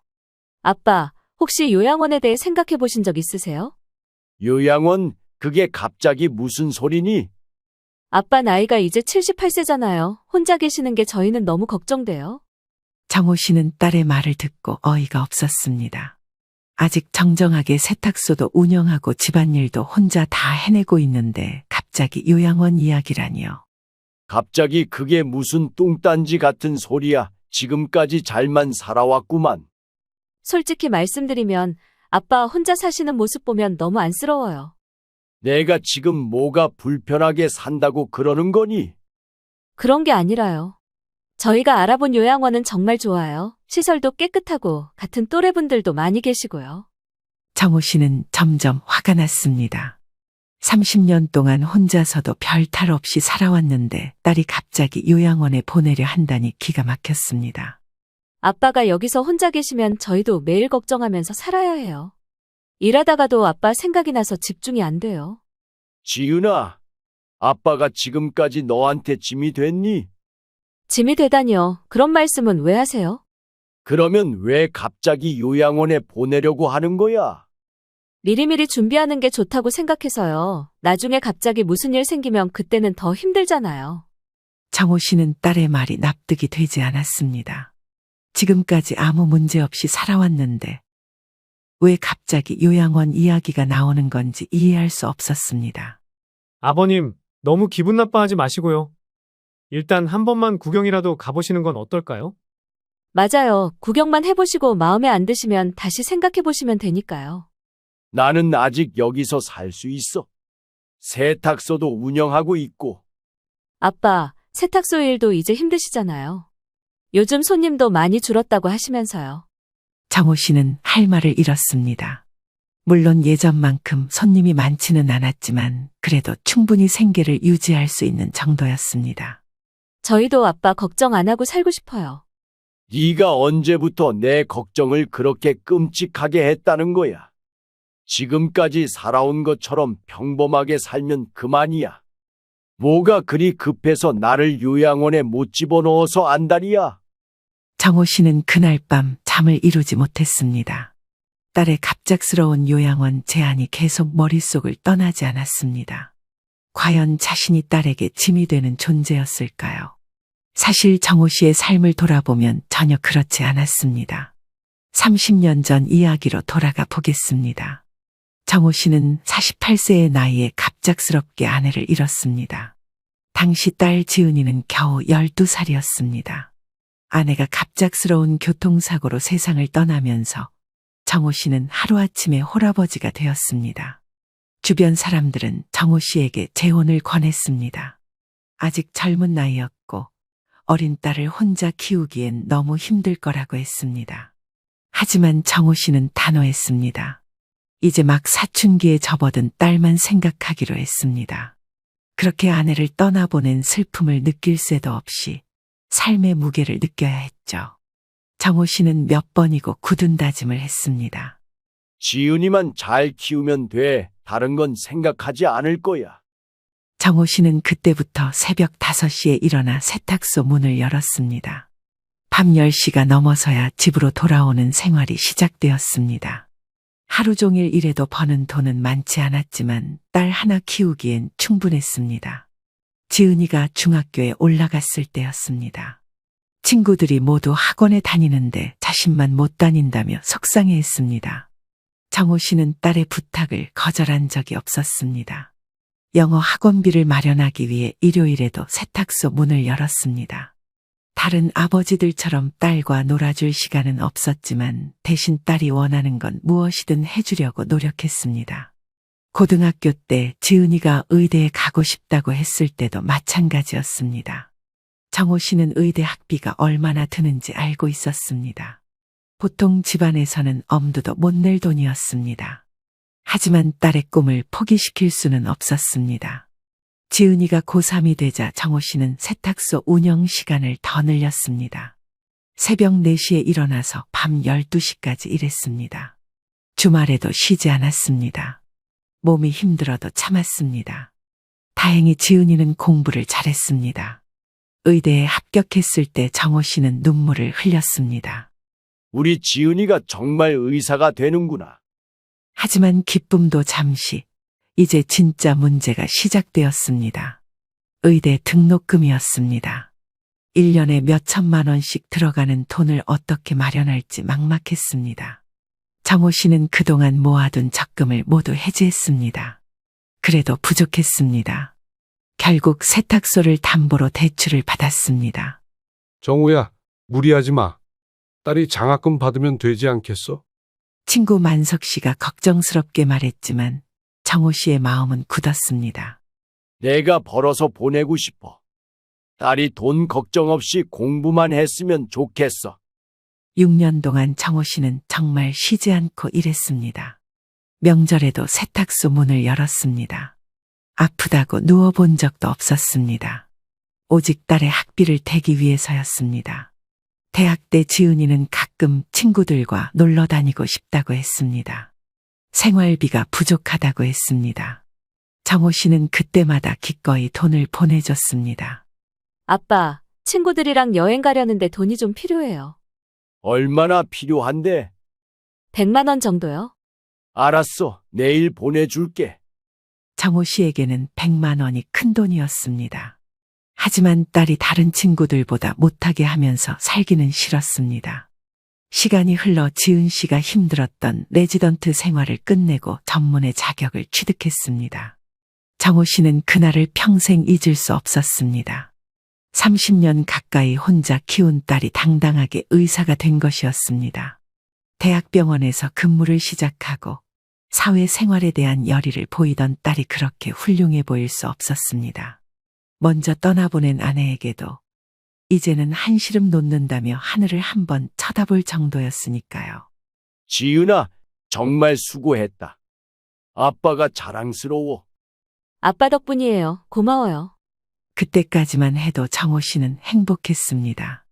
딸이 좋은 사람 만나서 결혼하고 손녀까지 낳아주면서 정호 씨의 인생은 완성된 것 같았습니다. 딸이 결혼한 지 3년이 지났을 때였습니다. 외손녀 서연이가 태어났습니다. 정호 씨는 그때만 해도 정말 기뻤습니다. 딸도 이제 완전한 가정을 꾸렸고 자신에게는 사랑스러운 외손녀까지 생겼으니까요. 처음 며칠 동안은 정말 행복했습니다. 딸이 산후조리원에서 나오면서 아기를 데리고 정호 씨 집에 자주 놀러 왔습니다. 아빠, 서연이 봐보세요. 정말 예쁘죠? 그럼 우리 서연이가 세상에서 제일 예쁘지. 정호 씨는 외손녀를 보는 것만으로도 마음이 따뜻해졌습니다. 30년 만에 집안의 아기 울음소리가 들리니 집이 살아나는 것 같았습니다. 하지만 문제는 서연이가 돌이 지나면서부터 시작되었습니다. 지은이가 직장에 복직하게 된 것입니다. 아빠, 사실 부탁드릴 게 있어요. 뭔데? 제가 복직을 생각보다 빨리 해야 해서요. 솔직히 1년도 많이 쓴 거라 생각해서 서두르려고 했는데 지금 아니면 안 될 것 같아서요. 그래서 말인데 서연이 좀 봐주실 수 있으세요? 정호 씨는 당연히 그러겠다고 했습니다. 사랑하는 외손녀를 돌봐주는 일이 뭐가 힘들겠습니까? 그럼 봐줄게. 고마워요. 아빠, 대신 조건이 있어요. 조건? 서연이가 다칠 수도 있으니까 정말 조심해서 봐주세요. 그리고 밥도 제가 싸드릴 테니까 다른 건 절대 주지 마세요. 정호 씨는 딸의 신중함이 이해되었습니다. 첫 아이라 그럴 수도 있다고 생각했습니다. 걱정 마라. 내가 잘 돌봐줄게. 처음 몇 주는 정말 즐거웠습니다. 서연이는 할아버지를 잘 따랐고 정호 씨도 외손녀와 함께 있는 시간이 행복했습니다. 세탁소 일을 하면서도 틈틈이 서연이를 돌봤습니다. 그런데 어느 날이었습니다. 서연이가 세탁소에서 놀다가 작은 선반에 머리를 살짝 부딪혔습니다. 큰 상처는 아니었지만 조금 빨갛게 되었습니다. 정호 씨는 당황했습니다. 딸에게 전화를 걸어 상황을 설명했습니다. 지은아, 서연이가 머리를 살짝 부딪혔는데 괜찮을 거야. 크게 다친 건 아니고. 뭐라고요? 머리를 부딪혔다고요? 아빠, 지금 당장 병원 가세요. 머리는 장난이 아니에요. 정호 씨는 급하게 서연이를 데리고 병원에 갔습니다. 다행히 별일 없다는 진단을 받았습니다. 하지만 딸의 반응은 예상과 달랐습니다. 아빠, 이런 식으로 하실 거면 서연이 아빠한테 못 맡겨요. 지은아, 아이들이 놀다 보면 다칠 수도 있는 거 아니냐? 다른 아이들은 몰라도 서연이는 안 돼요. 제가 얼마나 조심해서 키우는데요. 정호 씨는 딸의 말이 이해되지 않았습니다. 정말 작은 사고였는데 이렇게까지 화를 낼 일인가 싶었습니다. 앞으로는 정말 조심해주세요. 이런 일 또 생기면 저 불안해서 일 못해요. 그날 이후로 정호 씨는 서연이를 돌볼 때 극도로 조심하게 되었습니다. 세탁소에서 놀게 하지도 않았고 밖에 나가는 것도 최대한 피했습니다. 하지만 얼마 지나지 않아 또 다른 문제가 생겼습니다. 서연이가 감기에 걸린 것입니다. 아빠, 서연이가 왜 감기에 걸렸어요? 요즘 날씨가 쌀쌀해져서 그런 것 같은데. 옷을 충분히 입혀주셨어요? 혹시 에어컨은 안 틀었죠? 정호 씨는 할 말을 잃었습니다. 아이가 감기에 걸리는 것도 자신의 잘못이라는 듯이 따지는 딸을 보며 답답했습니다. 정말 조심해서 봐달라고 몇 번을 말씀드렸는데요. 그 후로도 비슷한 일들이 계속 반복되었습니다. 서연이의 옷이 조금 더러워져도 밥을 흘려도 조금이라도 울어도 딸은 정호 씨를 탓했습니다. 아빠, 이런 식으로 하실 거면 진짜 다른 방법을 생각해 봐야겠어요. 지은아, 내가 최선을 다해서 봐주고 있는데 노력도 많이 한다. 최선을 다한다고 해서 다 되는 건 아니잖아요. 서연이한테 무슨 일이라도 생기면 어떡해요? 정호 씨는 점점 딸과 함께 있는 시간이 부담스러워졌습니다. 예전에는 그렇게 사랑스럽던 딸이 이제는 무서웠습니다. 무엇을 해도 지적받을 것 같았습니다. 그럼에도 정호 씨는 참았습니다.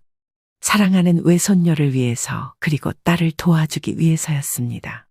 하지만 정호 씨가 미처 예상하지 못한 더 큰 시련이 기다리고 있었습니다. 서연이를 돌본 지 6개월이 지났을 때였습니다. 정호 씨는 딸의 눈치를 보며 외손녀를 돌보는 것이 점점 힘들어졌습니다. 하지만 진짜 문제는 따로 있었습니다. 딸이 세탁소 운영 방식에까지 간섭하기 시작한 것입니다. 아빠, 서연이가 있는데 왜 세탁소에서 화학세제 냄새가 이렇게 나요? 세탁소인데 세제 냄새가 나는 게 당연하지 않니? 아이한테 안 좋다고 했잖아요. 서연이 있을 때는 환기를 더 자주 시켜주세요. 정호 씨는 30년 넘게 운영해온 세탁소에 대해 딸이 이런 식으로 말하는 것이 기분 나빴습니다. 하지만 외손녀를 위해서라면 참을 수 있었습니다. 며칠 후에는 더 황당한 일이 벌어졌습니다. 아빠, 서연이 점심 어디서 먹이세요? 가게에서 먹이지. 세탁소 뒤쪽 방 말이에요? 거기 너무 좁고 어둡지 않나요? 지금까지 문제 없었는데. 아이가 크니까 넓은 데서 먹어야죠. 집이 좀 멀어도 점심시간에는 꼭 집으로 데려가서 먹여주세요. 정호 씨는 어이가 없었습니다. 세탁소에서 집까지는 걸어서 15분이나 걸렸습니다. 점심시간에 왕복 30분을 걸어서 밥을 먹이라는 말이었습니다. 지은아, 그럼 내가 언제 점심을 먹지? 아빠도 집에서 드시면 되잖아요. 그게 그렇게 힘든 일이에요? 정호 씨는 할 말을 잃었습니다.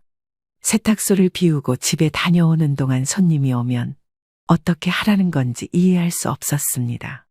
하지만 정말 심각한 문제는 다른 곳에 있었습니다. 딸이 정호 씨의 친구들과 만나는 것까지 제안하기 시작한 것입니다. 어느 날 친구 만석 씨가 세탁소에 놀러 왔습니다.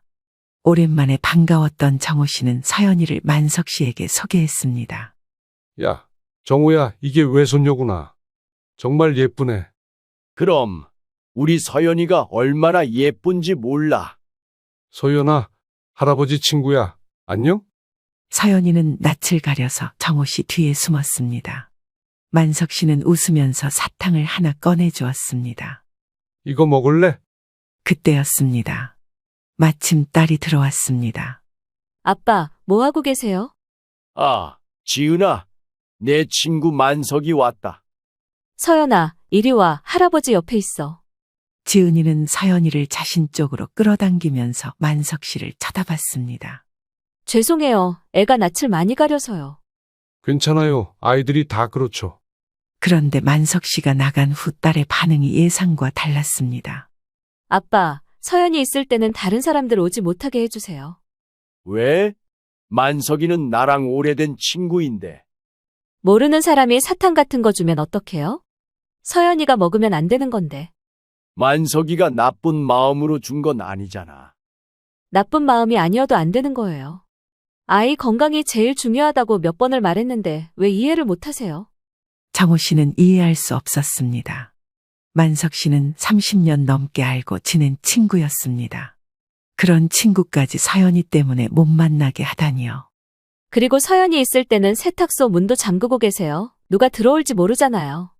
그럼 손님들은 어떻게 하라고? 서연이가 더 중요해요? 손님이 더 중요해요? 정호 씨는 대답할 수 없었습니다. 손님도 중요하고 외손녀도 중요했습니다. 하지만 딸은 선택을 강요했습니다. 그 후로 정호 씨의 생활은 완전히 바뀌었습니다. 서연이가 있는 동안에는 세탁소 문을 잠그고 있어야 했습니다. 친구들도 만날 수 없었습니다. 점심시간에는 무조건 집으로 가야 했습니다. 어느 날 정호 씨는 친구 만석 씨에게 속마음을 털어놓았습니다. 만석아, 나 요즘 너무 힘들어.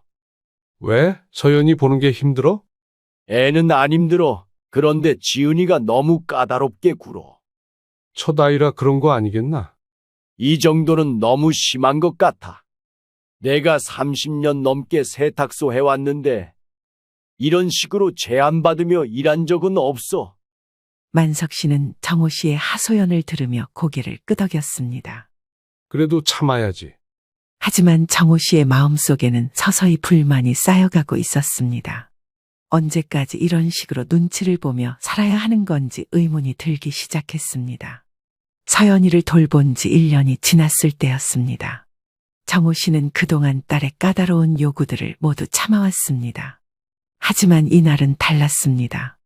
평소와 다름없이 세탁소에서 서연이와 함께 있던 정호 씨에게 딸이 전화를 걸어왔습니다. 아빠, 지금 시간 있으세요? 중요한 얘기가 있어서 잠깐 가도 될까요? 그래, 와라. 30분 후 딸이 사위와 함께 세탁소에 나타났습니다. 두 사람의 표정이 심상치 않았습니다. 아빠, 앉으세요. 할 말이 있어요. 정호 씨는 무슨 일인지 궁금했습니다. 서연이는 사위 민수 씨 품에 안겨 있었습니다. 아빠, 저희가 요즘 고민이 많았거든요. 아버님, 사실 지은이가 일을 그만두고 싶어 해요. 정호 씨는 깜짝 놀랐습니다. 그렇게 어렵게 의사가 된 딸이 일을 그만둔다니요. 왜 갑자기 일을 그만두려고 해? 서연이 때문이에요. 맨날 아빠한테 맡기고 일하는 게 미안하기도 하고, 직접 키우고 싶기도 하고요. 정호 씨는 안도했습니다. 그럼 이제 매일 딸 눈치 보며 서연이를 돌볼 필요가 없어지는 거라고 생각했습니다. 그래, 네가 직접 키우는 게 좋지. 그런데 문제가 있어요. 지은이가 일을 그만두면 수입이 줄어들잖아요. 그래서 다른 일을 해보려고 해요. 다른 일? 아빠, 카페 해보려고 해요. 그런데 자리가 문제예요. 좋은 자리가 너무 비싸더라고요. 임대료만 월 300만 원 넘게 나오는 곳이 대부분이에요. 정호 씨는 임대료가 비싸다는 말에 고개를 끄덕였습니다. 요즘 상가 임대료가 많이 올랐다는 소리를 들었거든요. 그래서 생각해봤는데요. 여기 세탁소 자리는 어떨까요? 여기? 아빠, 이 자리 정말 좋잖아요. 유동인구도 많고 접근성도 좋고요. 정호 씨는 무슨 말인지 이해할 수 없었습니다. 그게 무슨 소리니? 아빠가 세탁소 정리하시고 여기서 저희가 카페 하면 어떨까 해서요. 정호 씨는 귀를 의심했습니다. 30년 넘게 운영해온 세탁소를 정리하고 딸에게 자리를 내주라는 소리였습니다. 지은아, 아빠는 아직 세탁소 할 수 있어. 아빠, 나이도 이제 내일 모레면 80이에요. 언제까지 힘든 일 하실 거예요? 아버님께서 그동안 정말 고생 많이 하셨으니까 이제는 쉬셔야죠. 정호 씨는 어이가 없었습니다. 갑자기 나이를 들먹이며 은퇴를 강요하다니요. 나는 아직 건강해. 몇 년 더 할 수 있어. 아빠, 솔직히 요즘 세탁소 손님도 많이 줄었잖아요. 수익도 예전 같지 않고요. 정호 씨는 할 말을 잃었습니다. 물론 예전만큼 손님이 많지는 않았지만 그래도 생활하는 데는 문제가 없었습니다. 카페로 바꾸면 훨씬 수익이 좋을 거예요. 이 동네에 젊은 사람들도 많이 이사 와서요. 그리고 아빠, 저희가 여기서 장사하면 자주 볼 수 있잖아요. 서연이도 맨날 만날 수 있고요. 딸의 말을 듣고 있던 정호 씨는 점점 화가 났습니다. 자신의 평생 일터를 빼앗으려는 것도 모자라서 마치 자신을 위한 일인 것처럼 포장하고 있었습니다. 그럼 내가 어디서 뭘 하며 살라고? 아빠는 집에서 편히 쉬시면 되잖아요. 세탁소 정리하시면 목돈도 생기실 테고요. 목돈? 여기 권리금도 받으실 수 있고 세탁기들도 다 팔면 돈 되잖아요. 정호 씨는 딸이 이미 모든 것을 계산해뒀다는 사실에 충격을 받았습니다. 그 돈으로 노후 자금 마련하시면 될 것 같은데요. 저희도 아빠 노후 걱정 안 하고 살 수 있고요. 정호 씨는 딸의 말을 듣고 있으면서 믿을 수 없었습니다. 자신이 30년 넘게 일해온 곳을 당연하게 내놓으라고 하다니요. 지은아, 이 세탁소는 아빠 인생이야. 알아요. 그래서 더 아까우시겠지만 이제는 정말 놓으실 때가 된 것 같아요. 정호 씨는 더 이상 참을 수 없었습니다. 나는 싫다. 아직 세탁소 그만둘 생각 없어. 아빠, 그럼 저희는 어떻게 해요? 카페 하려면 자리가 필요한데요. 그걸 왜 나한테 물어보냐? 난 여기 비울 생각 없으니까 다른 자리 알아봐라. 다른 자리는 너무 비싸다고 했잖아요. 그때 딸이 예상치 못한 말을 했습니다. 아빠가 이렇게 나오시면 정말 서연이 못 받으려요. 딸이 마지막에 던진 말이 정호 씨의 가슴을 찔렀습니다. 또다시 서연이를 빌미로 협박하는 것이었습니다. 기가 막힌 정호 씨는 딸에게 되물었습니다. 지은아, 그게 무슨 소리니? 저희 계획에 협조도 안 해주시면서 저희한테 도움만 바라시면 안 되죠. 정호 씨는 딸의 말이 이해되지 않았습니다. 자신이 언제 도움을 바라며 살았는지 기억조차 없었거든요. 되려 하고 싶은 게 있다면 어떻게 해서든지 지원해 준 건 정호 씨였습니다. 먹을 거, 입을 거 아껴가며 그동안 아낌없이 내주었죠. 그리고 손녀도 딸이 부탁해서 돌봐준 것인데 이제 와서 이런 식으로 말하다니요. 아버님, 이 사람도 새로운 시작을 하려고 하는 거니까 아버님께서 이해해 주셨으면 합니다. 이해? 내 평생 일터를 내놓으라는 걸 어떻게 이해하라고. 아빠만 생각하지 마시고 가족 전체를 생각해 보세요. 저희도 살아야 하잖아요. 정호 씨는 기가 막혔습니다. 자신만 생각한다니요. 30년 동안 딸만 생각하며 살아온 사람에게 할 소리가 아니었습니다. 그날 이후로 딸과 사위는 정호 씨를 설득하기 위해 며칠에 한 번씩 찾아왔습니다. 하지만 그들이 가져오는 건 설득이 아니라 압박이었습니다. 아빠, 저희가 상가 중개업소 가서 알아봤는데요. 여기 권리금만 5천만 원은 받으실 수 있대요. 세탁기들이랑 시설들 다 팔면 추가로 2천만 원 정도 더 나올 것 같고요. 7천만 원이면 아빠 노후 자금으로 충분하지 않을까요? 정호 씨는 딸이 이미 모든 것을 계산해뒀다는 사실에 소름이 돋았습니다. 언제부터 이런 생각을 하고 있었던 걸까요? 지은아, 아빠는 돈이 문제가 아니야. 여기가 아빠 삶의 터전이라고. 터전이라고 하시지만 현실적으로 생각해 보세요. 나중에 몸이 더 안 좋아지면 어차피 못 하실 텐데요. 네가 카페를 하고 싶어 하는 만큼 나도 여기를 지키고 싶다. 제가 왜 그런 선택을 하는 건지 이해라도 해보셨어요? 조금 더 나은 삶을 살려고 노력하는 거잖아요. 그 부탁 들어주기가 그렇게 어려워요? 그럼 나는 그동안 어떻게 살아왔는데? 내가 널 위해 어떻게 살아왔는지 알면 네가 그런 말 못한다. 저요, 가족이랑 조금이라도 같이 있고 싶은 마음이요. 그 마음에 이악 물고 버텼던 거예요. 근데 서연이 커갈수록 엄마랑 함께한 기억이 없으면 전 되게 허무할 것 같거든요. 응급 상황 생기면 하던 일 다 버려두고 병원으로 뛰쳐가야 했던 제 심정 아세요? 서연이 아프기라도 하면 어쩔 줄을 몰라서 발은 동동 구르는데 몸은 병원으로 향하고 있다고요. 이제 그런 거 그만하고 싶다고요. 나도 내 가정 지키고 싶다고요. 나는 안 지키는 거냐? 아빠는 이제 쉴 때고 저희는 아직 한창이잖아요. 그러니까 저희 생각 좀 해달라는 거라고요. 제가 이기적인 게 아니라 아빠가 이기적인 거예요. 정호 씨는 딸의 말에 상처를 받았습니다. 아직 건강한데 벌써 몸이 안 좋아질 것을 걱정하다니요. 그리고 자신이 힘든 이유를 정호 씨 탓으로만 돌리는 것 같았습니다.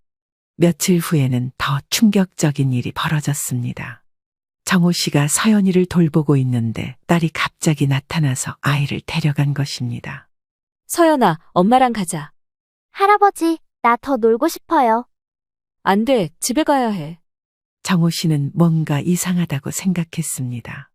평소 같았으면 저녁 늦게까지 서연이를 맡겨뒀을 텐데요.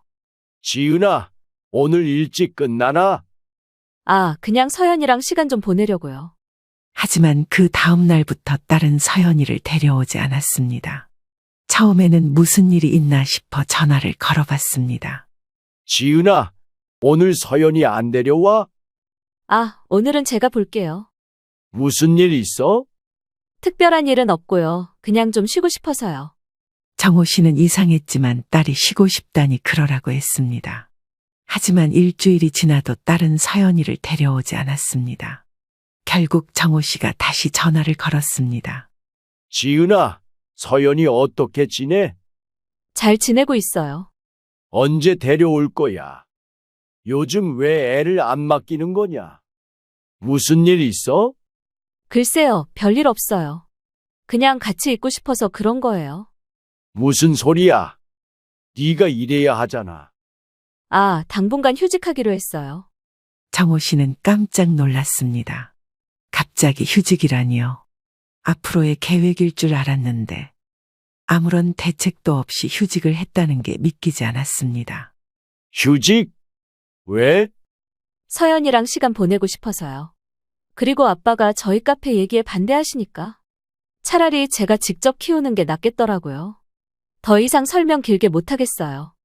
정호 씨는 딸의 진짜 의도를 알 수 있었습니다. 세탁소 자리를 내놓을 때까지 서연이를 보여주지 않겠다는 뜻이었습니다. 지은아, 서연이 보고 싶은데 잠깐만 보면 안 될까? 아빠가 저희 상황을 이해해 주시면 언제든지 보실 수 있어요. 그게 무슨 협박이냐? 협박이 아니라 현실이에요. 아빠가 도움을 안 주시는데 저희가 왜 그래야 해요? 정호 씨는 할 말을 잃었습니다. 자신이 딸에게 도움을 받는 게 아니라 도움을 준 것인데 이제 와서 이런 식으로 말하다니요. 그 후로 2주가 더 지났습니다. 정호 씨는 매일 서연이 생각에 잠을 이룰 수 없었습니다. 1년 넘게 매일 돌봐주던 외손녀를 갑자기 못 보게 되니 마음이 너무 아팠습니다. 친구 만석 씨가 정호 씨의 상황을 알고 찾아왔습니다. 정우야, 얼굴이 왜 이렇게 안 좋아? 아픈 거 아니야? 아프긴 뭐가 아파, 마음이 아프지. 서연이 때문이지? 한 달째 못 봤어. 그 예쁜 애를 어떻게 못 보고 살아. 만석 씨는 정호 씨의 처지가 안타까웠습니다. 그냥 딸 말 들어주는 게 어때? 나이도 이제 많은데. 만석아, 넌 그렇게 생각해? 내가 딸한테 세탁소 빼앗겨야 한다고? 빼앗긴다기보다는 가족이니까 도와주는 거지. 도와준다는 게 세탁소 정리해서 그 돈으로 자기들 카페 차려달라는 거야. 나보고 집에서 아무것도 하지 말고 애만 보라고 하는데 일하던 사람이 가만히 있으면 더 병나는 거 몰라. 그걸 이해 못하는 게 아니야. 내가 관여할 일은 아니지만 지은이도 자기 나름대로 생각해서 말한 게 아닐까 싶어서 그러지. 모르는 소리 하지 말어. 여기가 나한테 어떤 곳인지 네가 제일 잘 알잖냐? 내가 어떻게 지금까지 버텨온 건데. 진정해. 너 화 돋구자고 한 얘기 아니야. 아무쪼록 지은이랑 이야기 잘 해봐. 정호 씨는 친구마저 딸 편을 드는 것 같아서 더욱 외로웠습니다. 과연 자신이 틀린 걸까요? 정호 씨가 혼자 속을 끓이고 있던 어느 날이었습니다. 예상치 못한 사람이 세탁소를 찾아왔습니다. 바로 사위 민수 씨였습니다. 아버님, 안녕하세요. 강서방 웬일이야? 지은이는? 지은이는 집에 있어요. 저 혼자 왔습니다. 정호 씨는 사위가 혼자 온 것이 의외였습니다. 보통 딸과 함께 다니는데 무슨 일로 혼자 왔을까요? 앉아라. 무슨 일이야? 민수 씨는 자리에 앉더니 한참 동안 말을 하지 못했습니다. 뭔가 말하기 어려운 일이 있는 것 같았습니다. 아버님, 죄송합니다. 갑자기 뭐가 죄송해? 지은이가 아버님한테 너무 심하게 한 것 같아서요. 제가 대신 사과드리려고 왔어요.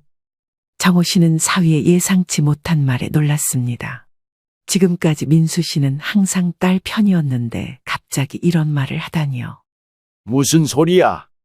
아버님께서 30년 동안 지은이를 혼자 키우신 것 알거든요. 의대까지 보내주시느라 얼마나 고생하셨는지도 알고요. 정호 씨는 사위가 이런 생각을 하고 있었다는 사실에 놀랐습니다. 그런데 지은이가 아버님께 세탁소 내놓으라고 하는 건 정말 아닌 것 같아요. 네가 그렇게 생각한다고? 그날 같이 와서 지은이 편 들었던 게 누군데 이제 와서 그런 말을 해? 내가 강서방을 어떻게 생각했으면 좋겠나? 아버님 편하신 대로 생각해 주세요. 저는 그냥 그 사람 말만 믿고 있었어요. 그런데 그날 아버님이 화내시는 모습 보고 집에 와서 한참 생각했거든요. 지은이가 왜 그렇게까지 이야기했는지 곰곰이 생각해보니 이 사람이 다른 뜻을 품은 것 같아서요. 그리고 말 맞다나 아버님 입장에서는 30년 넘게 운영하신 곳인데 갑자기 내놓으라고 하면 기분이 어떨까요? 민수 씨의 말을 듣고 있던 정호 씨는 마음이 조금 놓였습니다. 적어도 한 사람은 자신의 마음을 이해해 주는구나 싶었습니다. 사실은 처음에 지은이가 카페 얘기를 꺼냈을 때부터 저는 반대했어요. 반대했다고? 네, 다른 자리를 알아보자고 했거든요. 아버님 세탁소까지 건드릴 필요는 없다고요. 병원 생활이 힘들고 갑자기 응급 환자라도 생기면 가족끼리 시간 보내다가도 뛰쳐 들어가야 하고 그냥 그런 게 쌓이다 보니 본인도 스트레스였겠지 싶었어요. 그런데 왜? 다른 일을 해보고 싶은 건 이해를 해요. 좋다 이거예요. 그런데 저는 지은이가 처음에 세탁소 이야기를 할 때 아버님 배려하는 차원에서 그리고 아버님도 어느 정도 노후를 생각하셨구나 싶어서 그런 말을 하는 줄 알았어요. 그런데 너무 무대뽀로 밀고 나가니까 아니다 싶었죠. 막말로 서연이가 나중에 커서 저한테 그런 말하면 너무 상처가 될 것 같더라고요. 정호 씨는 사위가 그런 생각을 하고 있었다는 사실을 전혀 몰랐습니다. 그런데 왜 그때는 아무 말 안 했어? 지은이가 워낙 고집이 세잖아요. 제가 말해봤자 소용없을 것 같아서요. 차라리 나중에 따로 와서 말씀드리자 싶었죠. 민수 씨는 잠시 망설이다가 더 충격적인 사실을 털어놓았습니다. 아버님, 사실 지은이가 예전부터 이런 생각을 하고 있었어요. 예전부터? 서연이 낳기 전부터요. 아버님 나이 드시면 세탁소 정리하고 그 자리에서 뭔가 해보고 싶다고 몇 번 말했거든요. 정호 씨는 등골이 서늘했습니다. 딸이 이미 몇 년 전부터 이런 계획을 세워뒀다는 말이었습니다. 그러면 서연이를 맡긴 것도 아마 그것도 계획의 일부였을 거예요.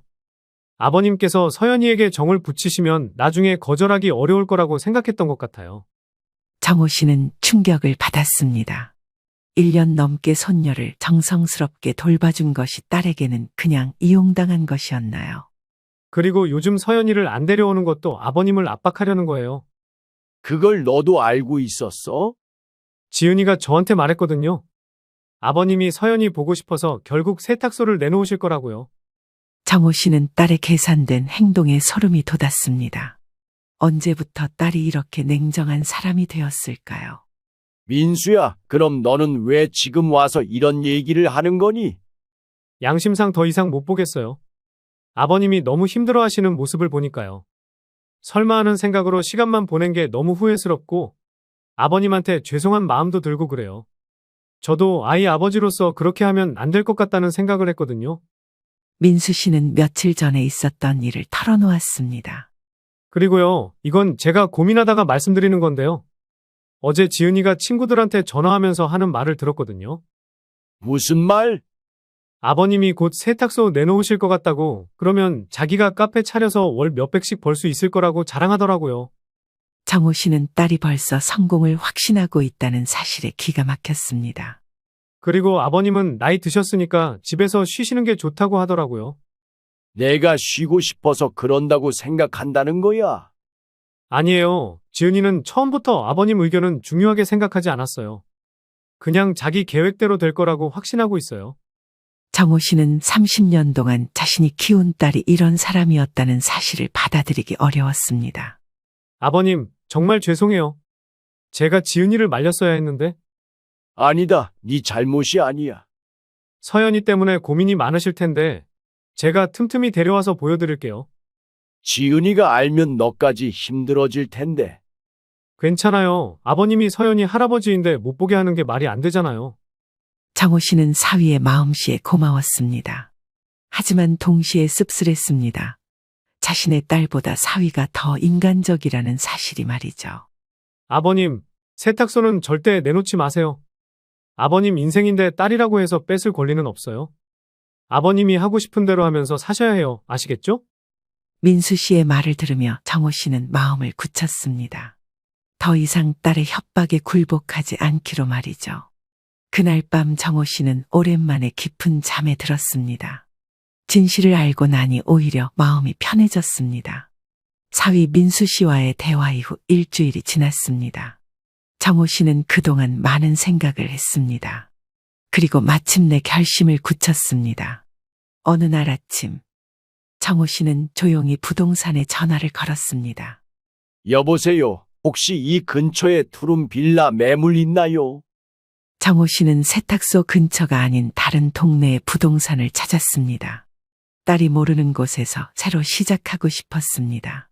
그 다음 날, 정호 씨는 세탁소 매물 광고를 냈습니다. 30년 넘게 운영해온 곳이었지만 더 이상 미련을 갖지 않기로 했습니다. 며칠 후 매수 희망자가 나타났습니다. 젊은 부부였는데 세탁소를 그대로 운영하고 싶다고 했습니다. 그리고 일주일 후 정호 씨가 마음에 드는 투룸 빌라도 구했습니다. 깨끗하고 조용한 동네에 있는 아담한 집이었습니다. 모든 준비가 끝나자 정호 씨는 딸에게 전화를 걸었습니다. 지은아, 시간 있으면 세탁소로 와라. 할 말이 있어. 무슨 일이에요? 혹시 세탁소 얘기로 마음 바뀌신 거예요? 와서 얘기하자. 1시간 후 딸이 사위와 함께 세탁소에 도착했습니다. 아빠, 무슨 말씀을 하시려고 그러세요? 앉아라. 정호 씨는 차분한 목소리로 말을 시작했습니다. 지은아, 아빠가 결정했어. 정말요? 드디어 마음 바뀌신 거죠? 그래, 마음 바뀌었어. 세탁소 정리하기로 했어. 딸의 얼굴에 환한 미소가 퍼졌습니다. 사위는 옆에서 정호 씨를 빤히 쳐다봤습니다. 그러고는 이내 알겠다는 뉘앙스의 표정을 지었죠. 잔뜩 기대감에 부푼 딸은 정호 씨가 본인에게 세탁소를 넘겨주는 줄 알고 무척이나 기뻐했습니다. 아빠, 정말 고마워요. 현명한 판단이세요. 그런데 네가 알아야 할 게 있다. 그게 뭔데요? 세탁소는 너에게 주는 게 아니야. 세탁소를 처분한다고 했지. 너한테 준다는 말은 안 했어. 딸의 표정이 순간 굳어졌습니다. 그게 무슨 말씀이에요? 아빠가 다른 사람한테 팔기로 했어. 다른 사람요? 그럼 저희는 어떻게 해요? 너희는 알아서 해라. 아직 나이도 젊고 의대까지 나왔으면 머리는 있을 거잖니. 다른 병원으로 이직을 하던 원하는 대로 카페를 차리던 알아서 잘 살아봐. 정호 씨의 단호한 말에 딸은 당황했습니다. 아빠, 농담이시죠? 저희 때문에 세탁소 정리하신다고 하셨잖아요. 맞아, 너 때문에 정리하는 거야. 하지만 너한테 줄 생각은 없어. 딸은 이해할 수 없다는 표정을 지었습니다. 그럼 저희 카페는 어떻게 해요? 다른 자리 알아봐라. 돈이 부족하면 대출 받든지. 아빠, 왜 갑자기 이러세요? 가족인데 왜 이렇게 매정하게 대하세요? 정호 씨는 딸의 말을 듣고 웃었습니다. 가족. 가족이라는 말을 네가 하다니. 그리고 매정한 건 너다. 지금까지 내가 어떻게 살아왔는지 알면 너 그런 말 함부로 못해. 어디서 세탁소를 팔라 마라 그러는 거냐? 무슨 뜻이에요? 지은아, 아빠한테 서연이 못 보게 한 건 가족이 할 일이었니? 딸은 순간 할 말을 잃었습니다. 30년 동안 아빠가 키워준 건 고맙지도 않고 세탁소까지 빼앗으려고 한 게 가족이 할 일이었어? 아빠, 저희도 살아야 하잖아요. 그럼 아빠는 안 살아도 돼? 정호 씨는 일어서서 서류 봉투를 딸에게 건넸습니다. 여기 세탁소 매매 계약서 사본이야. 이미 계약 끝났어. 딸은 서류를 받아보더니 얼굴이 하얗게 변했습니다. 아빠, 정말로 팔아버리신 거예요? 그래. 그리고 아빠는 다른 곳으로 이사 간다. 이사요? 어디로요? 네가 알 필요 없어. 딸은 당황해서 사위를 쳐다봤습니다. 하지만 민수 씨는 아무 말도 하지 않았습니다. 아빠, 그럼 서연이는 어떻게 해요? 할아버지 못 보게 하실 거예요? 서연이? 넌 서연이로 아빠를 협박했잖아. 협박이 아니라 현실적인 얘기였어요. 현실적인 얘기라고? 좋아. 그럼 아빠도 현실적으로 얘기할게. 정호 씨는 딸을 똑바로 쳐다보며 말했습니다. 이제부터 너는 아빠한테 기대하지 마라. 아빠도 너한테 기대 안 할 테니까. 아빠, 너무하세요. 저희가 뭘 그렇게 잘못했다고. 잘못한 게 뭔지 모르겠으면 그냥 그렇게 살아라. 딸은 울먹이기 시작했습니다. 아빠, 진짜 저희랑 연락도 안 하실 거예요? 네가 진짜 가족처럼 행동할 때까지는 그럴 생각이야. 그때 민수 씨가 조심스럽게 입을 열었습니다. 아버님, 서연이는 어떻게 할까요? 민수야, 네가 데리고 오고 싶을 때 데려와라. 서연이는 죄가 없잖아. 알겠습니다. 딸은 사위가 정호 씨 편을 드는 것을 보고 더욱 당황했습니다. 여보, 당신까지 왜 그래? 지은아, 우리가 너무 심했어. 난 당신이 뒤에서 그렇게 생각하는 줄 몰랐어. 그저 병원 일이 스트레스 받으니 새로운 도전을 하고 싶은 거겠지 했다고? 근데 아버님 인생을 쥐락펴락하려고 하는 그 심보. 아무리 내가 널 사랑하더라도 이해 못하겠어서 그래? 나도 남자고, 아버지야, 그러니까 생각 잘해. 진짜 당신까지 왜 그래? 나 미치는 꼴 보고 싶어? 내가 뭘 잘못했는데? 카페 차리면 수완도 더 좋고 우리 가족 더 잘 살 수 있다니까? 난 아버님한테 피해드리면서 살고 싶지 않아. 정호 씨는 마지막으로 딸에게 말했습니다. 지은아, 아빠는 78살이야. 얼마나 더 살지도 모르는 나이의 딸한테 이런 취급받으며 살고 싶지 않아. 아빠, 네가 정말 아빠 딸이라면 언젠가는 찾아와서 진심으로 사과할 거야. 그때까지는 연락하지 마라. 정호 씨는 그렇게 말하고는 세탁소 열쇠를 탁자에 내려놓았습니다. 다음 주면 새 사장이 와 그 전에 개인 물건들 정리할 거다. 정신없으니까 이제 그만 가. 아빠, 며칠 후 정호 씨는 조용히 새 집으로 이사했습니다. 30년의 짐을 모두 정리하고 새로운 인생을 시작하는 기분이었습니다. 새 집에서 맞은 첫 아침. 정호 씨는 오랜만에 마음 편한 잠에서 깨어났습니다. 개운한 마음을 잠시 뒤로 하고 오랜만에 친구 만석 씨에게 전화를 걸었습니다. 이사한 곳은 어때? 목소리가 밝아 보이네. 그런데 세탁소 넘긴 거 아깝지 않아? 너한테 소중한 곳이잖아.